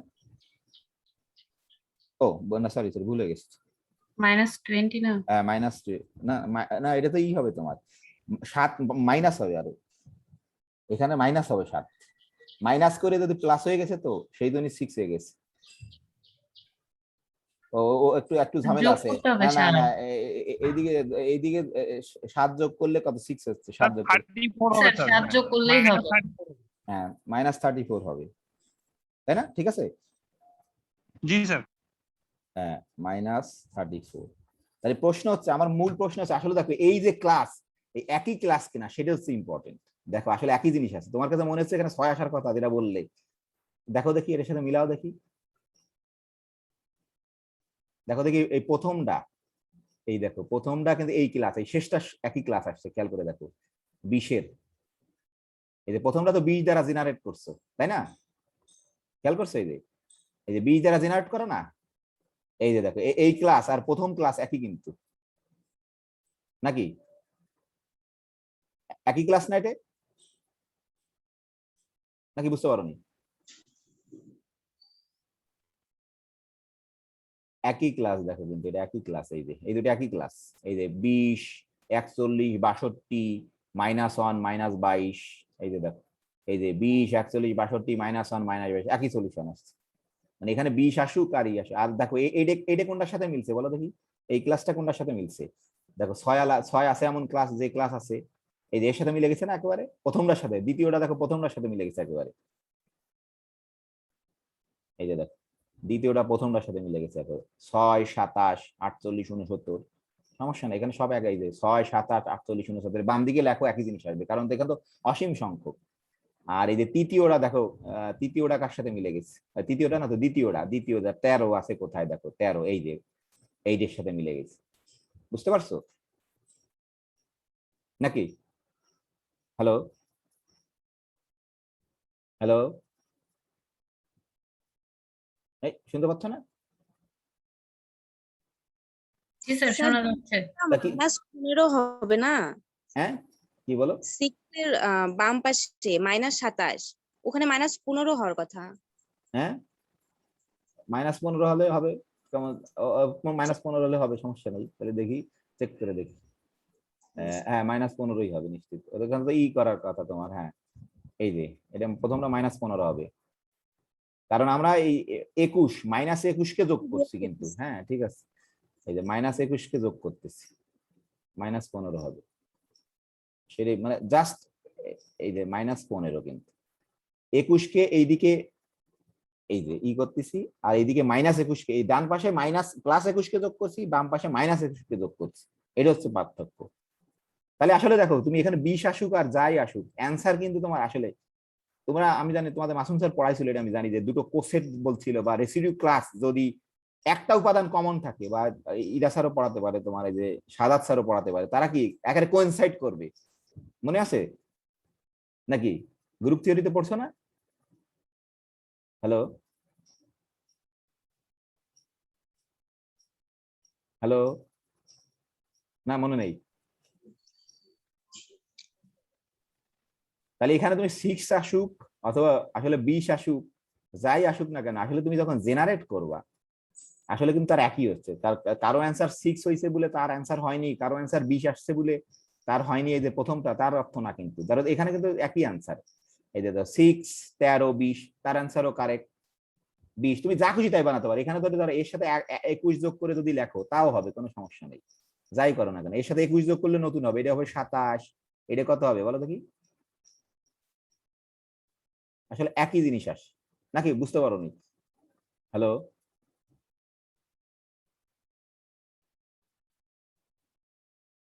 কি মনে হচ্ছে তো কিছুই বুঝতে পারোনি? না স্যার, ঠিক আছে, বুঝছি। তাহলে আসলে এই আলাদা হওয়ার কোনো অর্থ নেই কিন্তু। এখানে যে তোমার প্রথম ক্যালকুলেশন করে 6 আসছে, ধরো এইভাবে ক্যালকুলেশন করলে, ধরো এইভাবে ক্যালকুলেশন করলে 6 আসছিল, আমরা যদি এক্স কে আউট করে ক্যালকুলেশন করতাম তাহলে 20 আসতো, কোনো সমস্যা নেই। 20, তাও একই জিনিসই আসছে আলটিমেটলি। এখন যেমন ধর মিনোময় যেভাবে করছিল, তা তো তো আসছিল না, তোমার তো -1 আসছিল বোধহয়, নাকি? হ্যাঁ, তাই না? হ্যালো, শুনতে পাচ্ছে না? এখন ধর আরো একভাবে সমাধান করব আমি। ধরো এই যে এটা হচ্ছে স্ট্যান্ডার্ড একেবারে, যেমন সাইব যেমন করছে বাই ট্রায়াল, আর ডিওফন্টিন ব্যবহার করে সমাধান করবে। ধরো ডিওফন্টিন মেথডের সাহায্যে, এক সেকেন্ড, তোমরা যেহেতু সব জানো, যে ধরো আমরা এরকম করতে পারি, যেহেতু আমাদের ছিল যে একটা এক্স বের করে নিতে পারি, এক্স কনগ্রুয়েন্ট 15 মডুলো ধরো 21, ঠিক আছে? তাহলে এটাকে আমরা ডিওফন্টিনের সাথে কি লিখতে পারবো বলো? 6x - 21y = 15। এটা পারবো তো নাকি? না পারবো না? হ্যালো, জি স্যার। তাহলে আমাদের আমাদের অজানা কি? আমাদের লক্ষ্য এক্স কে বের করা, ওয়াই অত বেশি ইম্পর্টেন্ট না, এক্স কে বের করা। তাহলে আমরা জানি যে ডিওফন্টিনের কনভার্ট যদি করি, তাহলে এর সমাধান কখন থাকবে? ধরো এখানে লিখতে পারি যেহেতু এটা তো থাকবেই অবশ্যই সমাধান, যেহেতু জিসিডি ধরো ডি হচ্ছে তোমার জিসিডি কত 6 মাইনাস 21, সেটা অবশ্যই তোমার হবে হচ্ছে জিসিডি 6 21, এটা কত হবে 3 হবে। 3 যেহেতু তোমার এই 15কে ডিভাইড করে অবশ্যই এর সমাধান আছে। তাহলে এখন ডিওফন্টিন ইকুয়েশনের সাথে কেমন করে পার্টিকুলার সলিউশন বের করি কে বলতে পারবে? স্ট্যান্ডার্ড নিয়ম ছিল, নিয়মই তো করছিল ওইভাবে, না চলে গেছে নাকি? হ্যালো, না স্যার আছে। তুমি তো এইভাবে করছিলে এই অঙ্ক। জি স্যার। এই দেখো এইবার দেখো অন্য অন্য সমাধান আসবে এক্স এর মান প্রথমটা। তাহলে এটাকে কি আমরা ওই যে জিসিডি এর স্ট্যান্ডার্ড নিয়ম যেমন ধরো কি জিসিডি বের করবো কারো 6 আর 21 এর, তাহলে ধরো 21 কে 6 দিয়ে ভাগ করবো, ধরো 3 আসবে 3 × 6 প্লাস 3, তাই না? আমরা যে আর এখানে ধরো 6 হচ্ছে তোমার কি হবে 3 দিয়ে ভাগ করবো 2 × 3 0 মিলে গেল, ডিভিশন অ্যালগরিদম অ্যাপ্লাই করলাম। ঠিক আছে, ডিভিশন অ্যালগরিদম অ্যাপ্লাই করলাম। তাহলে ডিভিশন অ্যালগরিদম অ্যাপ্লাই করলে তোমার কি হবে, আমরা জিসিডি তো পেয়ে গেছি কত 3, তাই না? এই যে জিসিডি 3, তাহলে এখন একে লিনিয়ার কম্বিনেশন আকারে লিখতে হবে। ধরো এটা তো দরকার নেই, প্রথমটা থেকে আমরা এরকম লিখতে পারি বোধহয়। ধরো এটা থেকে আমি এখান থেকে আমরা লিখতে পারি, কিন্তু ধরো 3 সমান সমান ধরো 21 দ্বারা একটু পরে লিখতে, কারণ এক্স এর ভ্যালু আমাদের এটাই। ধরো -3 ইন্টু ধরো 6 মাইনাস প্লাস 21, এটা লিখতে পারবো অবশ্যই আমরা। ঠিক আছে, তাহলে আমাদের এখানে আছে হচ্ছে 15, তাহলে আমাদের বুঝতে হচ্ছে যে বাম পাশে তো 15 বানাতে হবে, 5 দিয়ে গুণ করতে হবে। তাহলে 5 দিয়ে গুণ করলাম আমরা, ধরো 15 হয়ে গেল। তাহলে এখানে কত হবে, এই 6 তে তো 6ই রাখতে হবে, এখানে খালি চেঞ্জ করতে হবে, কিন্তু এটা জানো তোমরা 15 হয়ে যাবে এটা ইন্টু 6। আর এখানে ধরো আমরা এরকম লিখতে পারি যে আমাদের ইকুয়েশনের মতো যদি বানাই, ধরো মাইনাস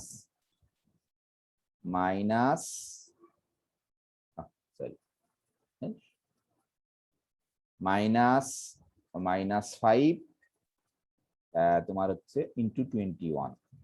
তাহলে এই যে তার আমরা বলে দিতে পারি একটা পার্টিকুলার সলিউশন এক্স এর মান কত বলো দেখি, এক্স এর মান কত? -15। এই যে -15, এটাও অ্যান্সার, তোমার সমস্যা নেই তো। এক্স এর মান -15, কোনো সমস্যা নেই। এক্স এর মান হচ্ছে তোমার কত -15, এটাও কি করতে পারি আমরা। ঠিক আছে, এক্স এর মান কি -15 আসছিল? জি স্যার ঠিক আছে। ডিওফন্টিন দিয়ে আমি করছিলাম তো, হ্যাঁ -15 আসছে। তাহলে ওয়াই তো দরকার নেই আমাদের, ওয়াই নিয়ে তো অত বেশি মাথা কামানোর দরকার নেই। ওয়াই তো আমাদের তো লক্ষ্য তো এক্স এর মান বের করা। এই যে যেমন সাহেব যেমন করছে বাই ট্রায়াল, ক্যালকুলেটর ব্যবহার না করে আমরা এক লাইনে করে ফেলতে পারি, এরও একটা বাই ট্রায়াল। হ্যাঁ, ডিওফন্টিন ইকুয়েশন। তাহলে আমরা বলতে পারি যে এক্স, ধরো এক্স, তুমি এই যে দেখো তুমি বলতে পারো যে এক্স এক্স কনগ্রুয়েন্ট, তুমি বলতে পারো কিন্তু যে এক্স কনগ্রুয়েন্ট এই যে -15 মডুলো 21, এটা কিন্তু একটা সমান। তাহলে অন্যগুলোকে তুমি জেনারেট করতে পারবে অবশ্যই। তাহলে একটা হচ্ছে তোমার কি হবে, অবশ্যই এরকম করে হবে। আর একটা কি হবে বলো দেখি, আরো দুটো তো হবে, একটা এরকম হবে, আর একটা কত হবে, এক্স কনগ্রুয়েন্ট কত হবে, টির মান হচ্ছে তোমার 1, টির মান হচ্ছে 1, ভাগ করলে হচ্ছে ডি কত হবে 3, তাই না? কত হবে এটা, আর একটা কত -12 হবে নাকি, না -8, সরি -8 বোধ হয়, তাই না? আর একটা কত হবে, আর একটা কত -1 হবে, তাই তো নাকি? না বুঝতে পারবেন, মাইনাস 3 × 7 = 21, 3 × 7 = 21। আল্লাহ, এটাই যদি না পারো 3 দিয়ে ভাগ করতে হবে না, হ্যাঁ তাহলে 7 পাবো। হ্যাঁ 7 পাবা। তা 15 + 7 -15 + 7 কত, -8 না? জি স্যার ঠিক আছে। হ্যাঁ, আবার মাইনাস এর সাথে আবার 7, এই যে ঠিক আছে, ওই যে সূত্র। অথবা তুমি ই করতে পারো যে সব এই যে এটা জি তুমি স্যার ঠিক আছে। তোমার কাছে যদি মনে হয় যায় আমার ই পছন্দ হচ্ছে না, মাইনাস আমি রাখবো না, মাইনাস আমার কাছে পছন্দ না, যে আমি প্লাসে আমি ক্লাস কিন্তু একই ক্লাস জেনারেট করবে, দেখবো এই -15 দিয়ে জেনারেট করো, এর কোনো না কোনো একটাই আসবে, একটু উপরে নিচে আসতে পারে, আমি আর দেখাচ্ছি না। এই যে -15 দিয়ে জেনারেট করলে এই ক্লাসটা আসবে, এখানে -15 আছে, ঠিক আছে। আর তুমি যদি কি -8 দিয়ে জেনারেট করো, তাহলে নিশ্চিত -8 দিয়ে জেনারেট করলে এডি আসবে, এখানে -8 আসবে কোনো এক সময়, আর -1 দিয়ে জেনারেট করলে এই ক্লাসটা আসবে। ধরো তোমার কাছে মনে হতে পারে না আমার এই মাইনাস ভালো লাগছে না, আমি প্লাস বানাবো। এটা কেমন করে প্লাস বানানো যাবে? এই যে 21 যোগ করে দাও খালি, তাহলেই প্লাস হয়ে যাবে নাকি? না বুঝতে পারো না এটা? শুধু 21 যোগ করে দাও, কত হবে? এটা 6 হয়ে যাবে। ওই যে দেখো, তুমি যে প্রথম যে মেথডে করছিলাম না, 6 পাইছিলাম, 6 হয়ে যাবে। তারপর এটা কত হয়ে যাবে? 13 হয়ে যাবে। ওই যে দেখো, আসলে একই জিনিস পাচ্ছি সব। তুমি যা বের করো সেটাই। আর এটা কত হয়ে যাবে? 20 হয়ে যাবে। এই যে ওই সে একই জিনিস। যে তুমি বল না না আমার এটা ভালো লাগছে না, আমি অন্য সলিউশন সেট আবার যোগ করে দাও 6, আবার 21 যোগ করে দাও 27, ঠিক আছে? তারপরে কত হবে? 34, তারপরে কত হবে? 41। সেটাও সমাধান, সমস্যা নেই। বুঝতে পারছো নাকি? হ্যালো,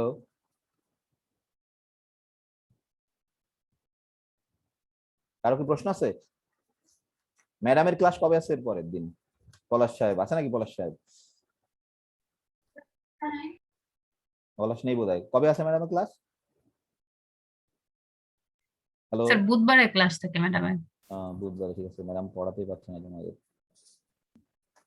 ম্যাডামের কাছে জিজ্ঞেস করলে আরো ভালো করে এক্সপ্লেন করতে পারবে অবশ্যই এগুলোর আরো মিনিং, যেহেতু ম্যাডাম ওই অ্যাপ্লিকেশন পড়াচ্ছে এগুলোর। আর হচ্ছে ধরো এখন আমরা এখানে কি কারো প্রশ্ন আছে কিনা? মানে তোমাকে মূল জিনিসটা বোঝা, তুমি যে কোনো ভাবে সলিউশন করতে পারো, সমস্যা নেই। সলিউশন করার সবচেয়ে সহজ উপায় হচ্ছে এইটা। তোমার কোনো কিছু চিন্তা করতে হবে না, ডিওফন্টিন কে ব্যবহার করে। বুঝতে পারছো? এখানে কিন্তু ধরো তোমার একটু যুক্তি টুক্তি খাটাতে হবে, যে কিন্তু এটা করা সহজ, খুব এক লাইনে তুমি যে বুঝতে পারো সে করে ফেলতে পারবে। এই এই ওয়েতে আমি একটাকে বিভিন্ন ভাবে করলাম, তোমরা এইভাবে করতে পারবা। আরো আমরা যে 2 ঘন্টা, কালকে 2 ঘন্টা নিলে আমার ক্লাস শেষ আর কি। হ্যাঁ, আজকে আর কি নিয়ে এই যে আমরা এখানে তোমরা যদি দেখো, এই যে আমি একটা খালি এখানে দেখাই, আর পলাশ তো চলে গেল বোধ হয়। সমস্যা নেই। কি বলে, এই যে তোমরা এখানে আমি একটু দেখাই দিই, ধরো এই যে এটা পড়লে তোমরা বুঝতে পারবা। এই যে দেখো, এই যে 3 ভাবেই করছে, আমি সেটা দেখাবো। এই যে দেখো, বলতেছে এই যে সমাধান আছে 21, x congruent -21, x congruent -11, x congruent -1। বলছে যে আমি ধরো আমি মাইনাস সলিউশন পছন্দ করছি না, আমি প্লাস সলিউশন প্রিফার করছি। তাহলে কি একে প্লাস বানাতে হলে কি করতে হবে? এর সাথে 30 যোগ করে দাও, তাহলে x কনগ্রুয়েন্ট 9, x কনগ্রুয়েন্ট 19, যা করো সমস্যা নাই কোনো, x কনগ্রুয়েন্ট 29। এই তাহলে আমি এত একটা অঙ্ক দেবো, তোমরা আবার যদি করো তাহলে আবার ক্লিয়ার হবে। করা খুব ইম্পর্টেন্ট, নিজে একটু প্রবলেম করা, সেটা খুব ইম্পর্টেন্ট। না হলে এই যে এখানে আমি একটা অঙ্ক দেবো, যে তুমি 2 ভাবে যদি করো, করে ওই ক্লাসগুলো তৈরি করে দেখাবো আমাকে, ঠিক আছে? দেখো আমি এখান থেকে ধরো একটা অঙ্ক দেবো, যে তুমি ক্লাসগুলো তৈরি করে দেখাবা, যে ধরো ওই 3 ভাবে করে যে 3 ভাবে যে একই ক্লাস জেনারেট হচ্ছে সেটা দেখাবো। আমি অন্য যে কোনো একটা অঙ্ক দেবো, আমি ধরো ডি নম্বর বা যাই বলো, বা এ নম্বরই দিব, সমস্যা নেই। এ নম্বরের সলিউশন আছে কি জানি না, 29 তো ডেঞ্জারাস সংখ্যা, 29 তো সলিউশন না থাকার চান্স আছে।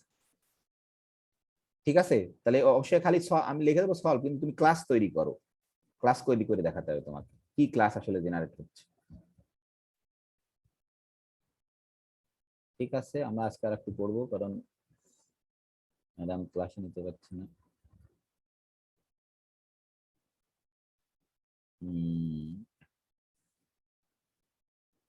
আমরা জাস্ট সিম্পলি একটু বলে আজকে আর এটা বলবো না, আগামী দিন এটা পড়ে আমরা শেষ করবো। যে সিম্পলি ধরো আমরা কি করব, যে তোমার ধরো আমাদের এখন মনে একটা স্বাভাবিক প্রশ্ন আমাদের, যে আমরা ধরো এখানে কিন্তু একটা লিনিয়ার কনগ্রুয়েন্সকে সলিউশন করলাম, ঠিক আছে? একটা লিনিয়ার কনগ্রুয়েন্সকে সলভ করছি। ধরো এখন আমাদের মনে প্রশ্ন থাকতে পারে, যে আমরা যেমন লিনিয়ার ইকুয়েশনের সিস্টেমকে সলভ করছি, মানুষের মনে অটোমেটিক্যালি যে প্রশ্ন যাচ্ছিল তোমার, যে আমরা কি সিস্টেম অফ লিনিয়ার কনগ্রুয়েন্সের কি সমাধান বের করতে পারি কিনা, একটা ন্যাচারাল কোশ্চেন।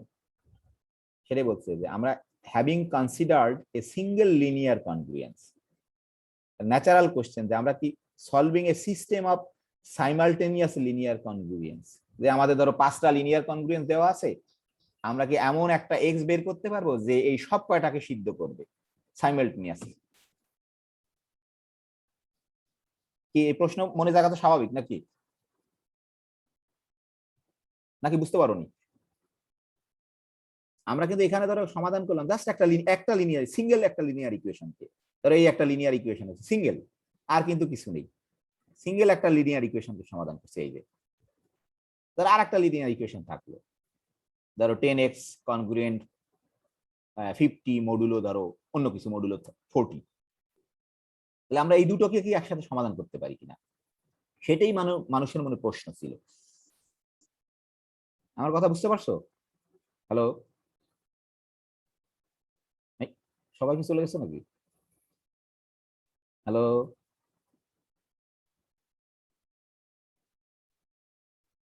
কি সাহেব চলে গেছে সবাই? এই প্রশ্নটা স্বাভাবিক কিনা সেটা বলছি। একটা লিনিয়ার কনগ্রুয়েন্সকে কিন্তু আমরা সমাধান করছি, এখন বলছি আমরা কি সিস্টেম অফ লিনিয়ার ইকুয়েশন কনগ্রুয়েন্সকে কি সমাধান করতে পারি কিনা। ধরো এই যে আমাদের এরকম আছে, ধরো a1x, এই যে আগে আগে কেন মানুষের মাথায় প্রশ্ন আসতো সেটা হচ্ছে ইম্পর্টেন্ট, সেটা বুঝতে পারা মানে তুমি অর্ধেক বুঝে ফেললে। আমরা আমাদের সেটুক বলি, আর আগামী দিন হয়তো ওটা আলোচনা করে, তাহলে আর ম্যাডামের সমস্যা হবে না ক্লাস নিতে।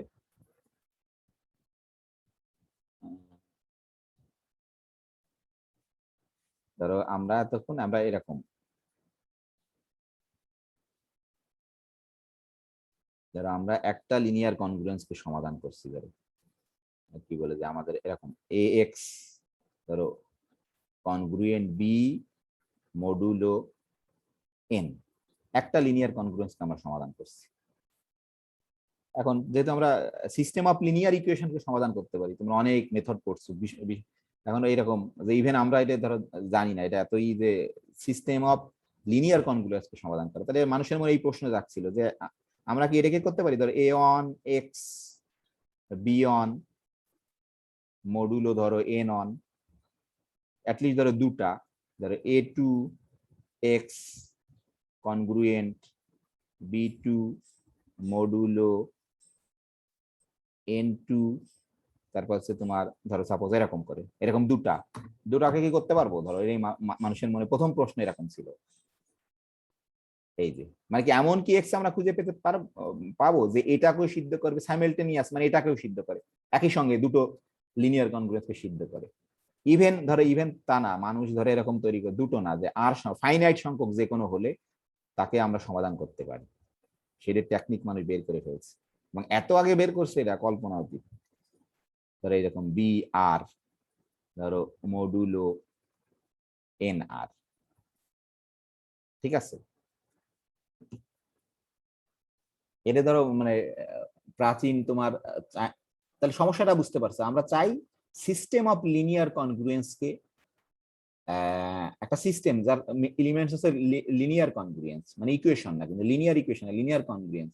আমরা চাই একটা সিস্টেম অফ লিনিয়ার কনগ্রুয়েন্সকে তোমার সমাধান করতে চাই, সেটাকে পারবো কিনা সেটা হচ্ছে মেইন প্রশ্ন, এখান থেকে এটা আসছে আসলে।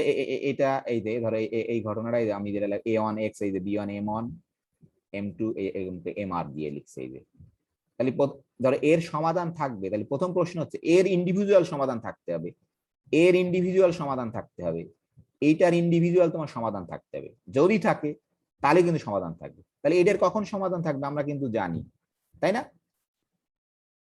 এদের কখন সমাধান থাকবে মনে আছে তোমাদের? ধরো প্রথমটার কখন সমাধান থাকবে? a1 আর m1 এর জিসিডি যদি b কে ভাগ করে b1 কে ভাগ করে এইভাবে, তাহলে আমরা প্রথমেই একটা অ্যাজাম্পশন ধরে নিচ্ছি, কিন্তু এটা না হলে আমরা সমাধান করতে পারবো। আমরা ধরে নেব যে এই যে m1 m2 mr নিছি, এরা হচ্ছে তোমার রিলেটিভলি প্রাইম, যদি পেয়ার আকারে নাও, ধর m1 এর সাথে m2 রিলেটিভলি প্রাইম না হলে কিন্তু হবে না, এটা হচ্ছে নেসেসারি কন্ডিশন, একেবারে সাফিসিয়েন্ট না, নেসেসারি। এটা থাকতেই হবে, এটা থাকলেই যে সমাধান থাকবে তা না, ঠিক আছে। এই যে m1 আর m2 হচ্ছে রিলেটিভলি প্রাইম, ধর m1 m3 যে কোনো দুটো এনি পেয়ার, তাই বলতেছে we shall assume that the modulo mk are relatively prime in pairs, ঠিক আছে। আর বলতেছি যে এর সমাধান থাকতে হবে যদি এর প্রত্যেকটার ইন্ডিভিজুয়াল সমাধান থাকে, তাহলে মানে কি, এই যে ডিকে ডিভাইডস করে যদি বিকে কে, ডিকে মানে কি, ডিকে হচ্ছে এ কে আর এম কে এর তোমার জিসিডি, একবারে যেহেতু অনেকগুলো আছে একবারে লিখে দিচ্ছি, কে মানে 1 টু আপ টু আর, এটা তোমরা যেটা বললে এই যে ডি কে, বুঝতে পারছো যে ডি কে যদি ডিভাইডস করে বি কে কে, তাহলে কিন্তু এর সমাধান থাকবে। ধরো ডি কে হচ্ছে তোমার এই যে ডি কে হচ্ছে GCD of A K M K, তাহলে ধরো কে এর মান যদি 1 বসাও তাহলে প্রথমটার ক্ষেত্রে পাবা ডি অন হচ্ছে তোমার GCD of A N M N, তাই মিডমি যেটা বললো সেটা হচ্ছে কাকে বি অন কে ডিভাইড করে। ডি টু মানে হচ্ছে তোমার এই এ টু এম টু, সেটা হচ্ছে বি টু কে ডিভাইড করে, এই যে তাই বলছে এই যে বি টু কে ডিভাইড করে। ঠিক আছে, আশা করি বুঝতে পারছো। তাহলে মজার বিষয় হচ্ছে এখন ধরো এই যে এরকম করলে যে সলিউশন আছে আমরা ধরলাম, তাহলে এর সাথে আমরা কি নতুন একটা সিস্টেম অফ লিনিয়ার কনফ্লুয়েন্স তৈরি করে ফেলতে পারবো। ধরো এই যে যেহেতু একে ডিভাইড করা যায়, তাহলে ধরো ভাগ করে দিলাম, এইটা প্রথমটাকে ডি অন দ্বারা ভাগ করে দিলাম, দ্বিতীয়টাকে ডি টু দ্বারা ভাগ করে দিলাম, তৃতীয়টাকে তোমার ডি থ্রি দ্বারা ভাগ করে দিলাম, আটতমটাকে ডি আর দ্বারা ভাগ করে দিলাম। তাহলে ভাগ করে দিলে এখানে তো এ অন তো আর থাকবে না, এ অন তো চেঞ্জ হয়ে যাবে, তাহলে এ অন ভাগ ডি অন, বি অন ভাগ ডি অন, এম অন ভাগ ডি অন, কারণ জিসিডি, এই জিসিডি ভাগ করে ওই যে থিওরাম পড়লাম ভাগ করে দিতে পারবো। ঠিক আছে, তাহলে এই যে ধরো এখানে কি হয়ে যাবে a on prime x b on prime, এর ধরো এন অন নাম দিছে, এম অন চেঞ্জ হয়ে এন অন হয়ে গেছে এই যে। ঠিক আছে, তাহলে এখানে আমরা বলতে পারি যে এন অন কি, এন অন হচ্ছে এম কে ভাগ ডি কে। ঠিক আছে, এম কে ভাগ তোমার ডি কে, যেখানে এই যে জিসিডি অফ এন জে, তাহলে এই যে নতুন তুমি n on n two n r পেলে, এদেরও কিন্তু তোমার অবশ্যই তোমার জিসিডি কিন্তু অন হবে আলাদা, যদি আই নট ইকুয়াল টু যদি জে হয়। এটা ইজি থিওরাম, কারণ এখানে আমরা ধরে নিয়েছিলাম যে এই জন্যই এম ওয়ান আর এম টু এর জিসিডি তোমার কিন্তু ওয়ান। তা তুমি যদি একে একই জিনিস দিয়ে ভাগ করো, ধরো ডি ওয়ান এই যে ডি টু যা দিয়ে ভাগ করো না কেন, সেগুলো জিসিডি কিন্তু আবার একই থাকবে। এটা থিওরাম আছে। তাহলে ধরো আমরা একটা নতুন ধরনের কনগ্রুয়েন্স তৈরি করে ফেলতে পারবো। এই যে ধরো এক্স অন সি অন, এই যে এক্স টু সি টু, এই যে এক্স সি আর। ঠিক আছে, তাহলে এই দেখো তাহলে কি আসলে কিন্তু সমাধান পেয়ে গেছি, তুমি খেয়াল করে দেখো এটা কিন্তু এক্স সি ওয়ান মানে কি সমাধান, এক্স সি টু মানে কিন্তু সমাধান। এই এটা হচ্ছে মজার বিষয়, এখানে কিন্তু এ ছিল, সে কোনো যুক্তি অ্যাপ্লাই করে এ ওয়ান কে তাড়াই দিছে, এক্স সমান সামথিং চলে আসছে, এই এক্স কিন্তু এর সমাধান, এই এক্স কিন্তু এর সমাধান, এই এক্স কিন্তু তোমার এর সমাধান।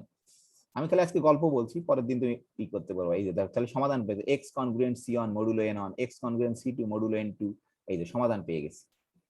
তাহলে আমরা ধরো এই যে দেখো সাইমালটেনিয়াস সমাধান পেয়ে গেছি, তাহলে এটা দিয়ে আমরা একটা সমাধান তৈরি করতে পারবো। আমি জানি এটা বুঝতে পারো নি, সমস্যা নাই, খালি গল্পটা বললাম। আসলে এই সমস্যা কিন্তু এইভাবে থিওরাম তৈরি হয়নি। যে ধরো এই যে ফার্স্ট সেঞ্চুরিতে তোমার চাইনিজ এক ম্যাথমেটিশিয়ান যে সানসু বলো, টি উচ্চারণ করে না ওরা, সানসু, এই যে একটা প্রশ্ন তোমার মানুষকে করছিল, যে বলছিল যে find a number that lives the reminders 2, 3, 2 when divided by 3, 5, 7 respectively. এটা একটা পাজল আর কি। এটা দেখো, এটুকু খালি বুঝতে পারলে আমরা আজকে শেষ করবো, আগামী দিন আমরা এখান থেকে শুরু করবো। এটা তুমি কি বুঝতে পারলে কিনা দেখো দেখি। বলছে যে তুমি একটা সংখ্যা বের করো, find a number that lives the reminders 2, যখন তুমি তাকে 3 দিয়ে ভাগ করবা তখন রিমাইন্ডার থাকবে 2, যখন 5 দিয়ে ভাগ করবা তখন রিমাইন্ডার থাকবে 3, যখন 7 দিয়ে ভাগ করবা তখন রিমাইন্ডার থাকবে তোমার 2। এরকম কি তুমি কোনো সংখ্যা নির্ণয় করতে পারবা? প্রশ্ন কি বুঝতে পারছো? হ্যালো, না কিছু শুনছো না তোমরা? এখন আর টায়ার্ড হয়ে গেছে? বুঝতে পারছি।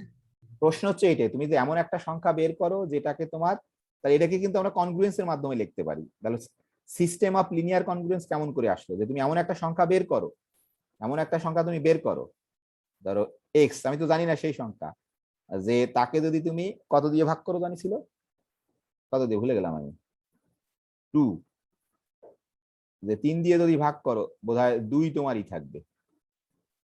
ধরো এমন একটা সংখ্যা বের, একই সেম সংখ্যা কিন্তু, যে তাকে যদি তোমার ধরো এখানে বোধহয় 3 দিছিল, যে 5 দিয়ে ভাগ করলে, আমি ঠিক করছি পরে, ধরো এই যে, আর ধরো 5 দিয়ে ভাগ করলে ধরো 7 দিয়ে ভাগ করলে বোধহয়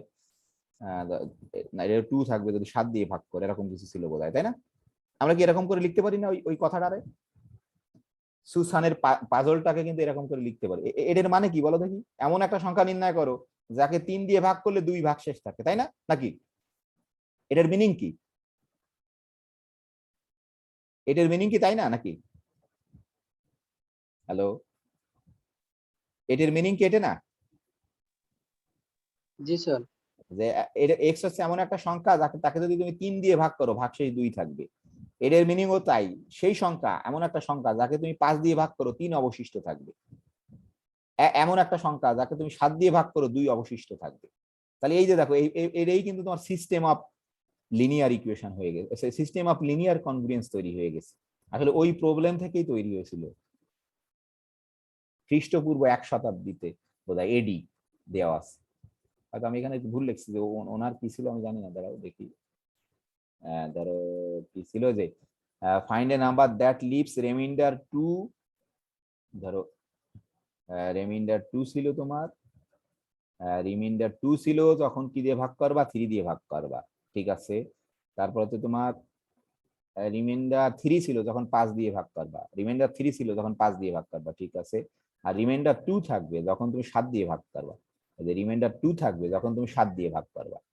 তাহলে তোমাকে বলতে হবে সেই সংখ্যাটা কি তোমার,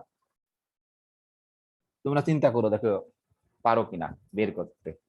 এমন একটা সংখ্যা বের করো যেটাকে তুমি 3 দ্বারা ভাগ করলে 2 অবশিষ্ট থাকবে, 5 দ্বারা ভাগ করলে 3 অবশিষ্ট থাকবে, 7 দ্বারা ভাগ করলে 2 অবশিষ্ট থাকবে।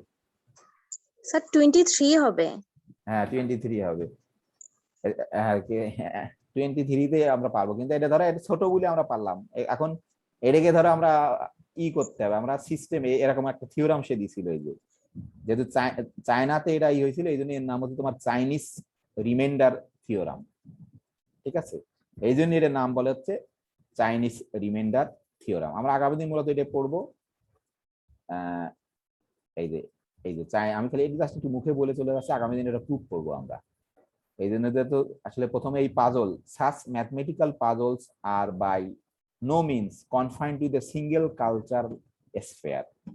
আমরা যদি ইসের সাহায্যে আসি, তোমার ধরো ওই যে কি বলে কনগ্রুয়েন্সের এর একটা মিনিং আছে, যেহেতু চায়নাতে প্রথম ছিল এই জন্যই এর নাম দিছে তোমার চাইনিজ রিমাইন্ডার থিওরাম, মানে যেহেতু ভাগশেষ থাকে তোমার চাইনিজ রিমাইন্ডার থিওরাম বলছে। এই জন্য যেহেতু রিমাইন্ডার, এই যে 2 দিয়ে ভাগ করলে কত রিমাইন্ডার থাকবে, 3 দিয়ে কত, 3 দিয়ে ভাগ করলে কত রিমাইন্ডার, 5 দিয়ে, 7 দিয়ে, এই জন্যই এর নাম হচ্ছে চাইনিজ। চায়নার মানুষ যেহেতু তৈরি করছে এই জন্য চাইনিজ রিমাইন্ডার থিওরাম, ঠিক আছে। আমি খালি জাস্ট এটা বলে নিচ্ছি। তাহলে প্রথম অ্যাজাম্পশন হচ্ছে লেট তুমি কিছু সংখ্যা নিলে n1 n2 nr be positive integers যে সাচ দ্যাট, এই যে এটা কিন্তু অ্যাজাম্পশন যে n1 n2 এরা কিন্তু রিলেটিভলি প্রাইম, না হলে কিন্তু হবে না, এটা নেসেসারি একেবারে। n1 n2 তোমার এই যে দেখো তারা 3 5 7 এটা কিন্তু রিলেটিভলি প্রাইম, 3 এর সাথে 5, 3 এর সাথে 7, 5 এর সাথে 7, i যদি নট ইকুয়াল টু j হয় তাহলে কিন্তু রিলেটিভলি প্রাইম।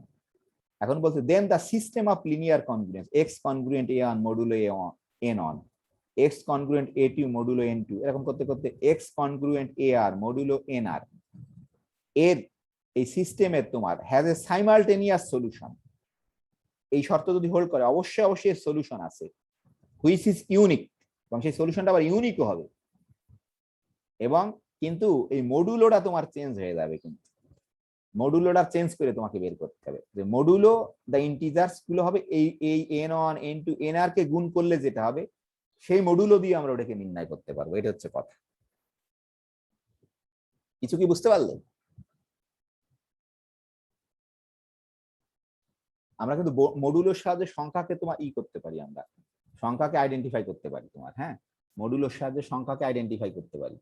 তাহলে বলতেছে এরকম যদি একটা সিস্টেম থাকে, যদি খালি এই শর্ত অ্যাজাম্পশনটা সত্য হয় যে n1 n2 এরা যদি পেয়ার ওয়াইজ রিলেটিভলি প্রাইম হয়, তাহলে অবশ্যই এই সিস্টেমের তোমার সলিউশন থাকবে, এবং খালি থাকবে না, ইউনিক সলিউশন থাকবে, ঠিক আছে। ইউনিক সলিউশন থাকবে এবং সেটাকে আমরা জেনারেট করতে পারবো এই যে মডুলো।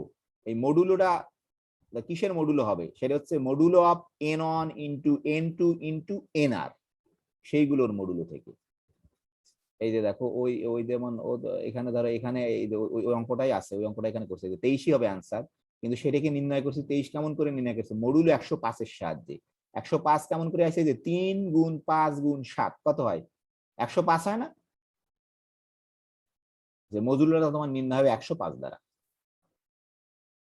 এটাকেই বলে তোমার চাইনিজ রিমাইন্ডার থিওরাম। অন্তত প্রথমে খালি বোঝো চাইনিজ রিমাইন্ডার কেন, চাইনিজরা তৈরি করেছিল আর যেহেতু কত ভাগশেষ থাকবে সেটাই বের করতে চাচ্ছিল তারা, এই জন্য এর নাম চাইনিজ রিমাইন্ডার থিওরাম। আর কখন এর সমাধান থাকবে এটা হচ্ছে নেসেসারি কন্ডিশন। কিন্তু এই যে তুমি যে মডুলো গুলো দিচ্ছ, মডুলো n1 n2 nr, এরা কিন্তু রিলেটিভলি প্রাইম হতে হবে, মানে GCD pairwise GCD A I আর জে যদি আলাদা হয় তাহলে জিসিডি তোমার 1 হতে হবে, তাহলেই কিন্তু তোমার এর কি থাকবে।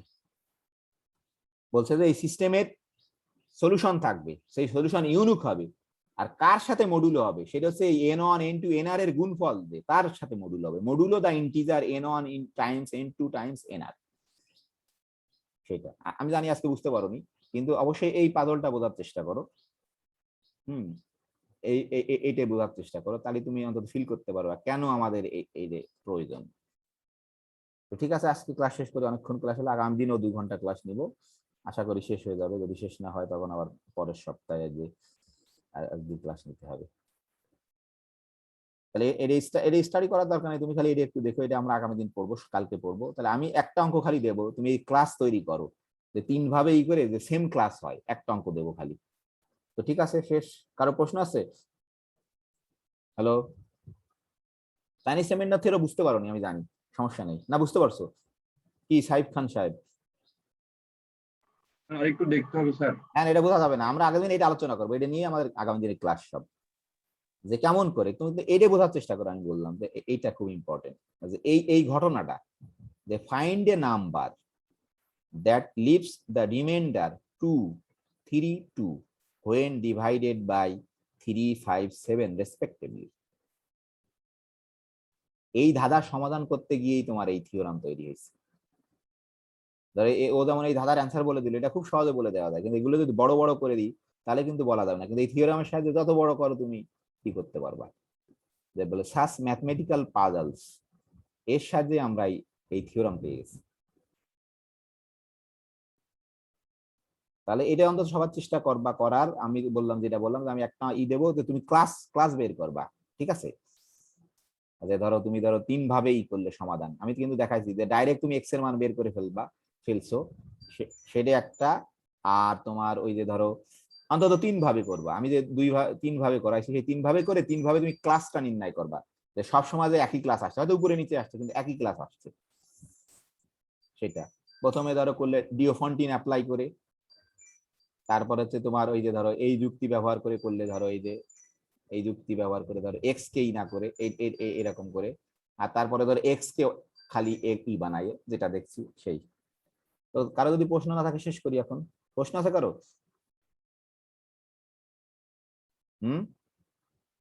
হ্যালো, কি অপূর্ব ভৌমিকের প্রশ্ন আছে নাকি? হ্যালো, অপূর্ব ভৌমিক শুনতে পাচ্ছ নাকি? জি স্যার, শুনতে পাচ্ছি। প্রশ্ন আছে তোমার? চেষ্টা করতেছি বোঝার জন্য। চেষ্টা করলেই হবে, চেষ্টা করা খুব ইম্পর্টেন্ট। হ্যাঁ জি স্যার। তো ঠিক আছে, আজকে একটা অঙ্ক অন্তত করার চেষ্টা করো, অপূর্ব ভৌমিক কালকে অঙ্ক করে পাঠাবা, এটা বুঝতে পারছো? Okay sir. হ্যাঁ, আর সবাই চেষ্টা করো, ঠিক আছে? কালকে আমরা দেখি কতটুকু করতে পারি, না শেষ করার চেষ্টা করবো কালকে। হ্যাঁ, এই আবির কি ক্যাপ্টেন নাকি সিয়ার নাকি তুমি? স্যার ওই আমি বলতে হলো পলাশী সিয়ার স্যার, আমি হচ্ছে সহযোগী হিসেবে। তোমাকে কি কিছু বলছে দাওয়াতের কথা? তুমি কি রাজশাহীতে আছো নাকি এখন? স্যার রাজশাহী 30 তারিখে যাবো স্যার। ও, তোমাকে কিছু বলছে পলাশ? না বলেনি, পলাশ রিং দিতে হবে ওকে, কথা বলতে। ও ঠিক আছে।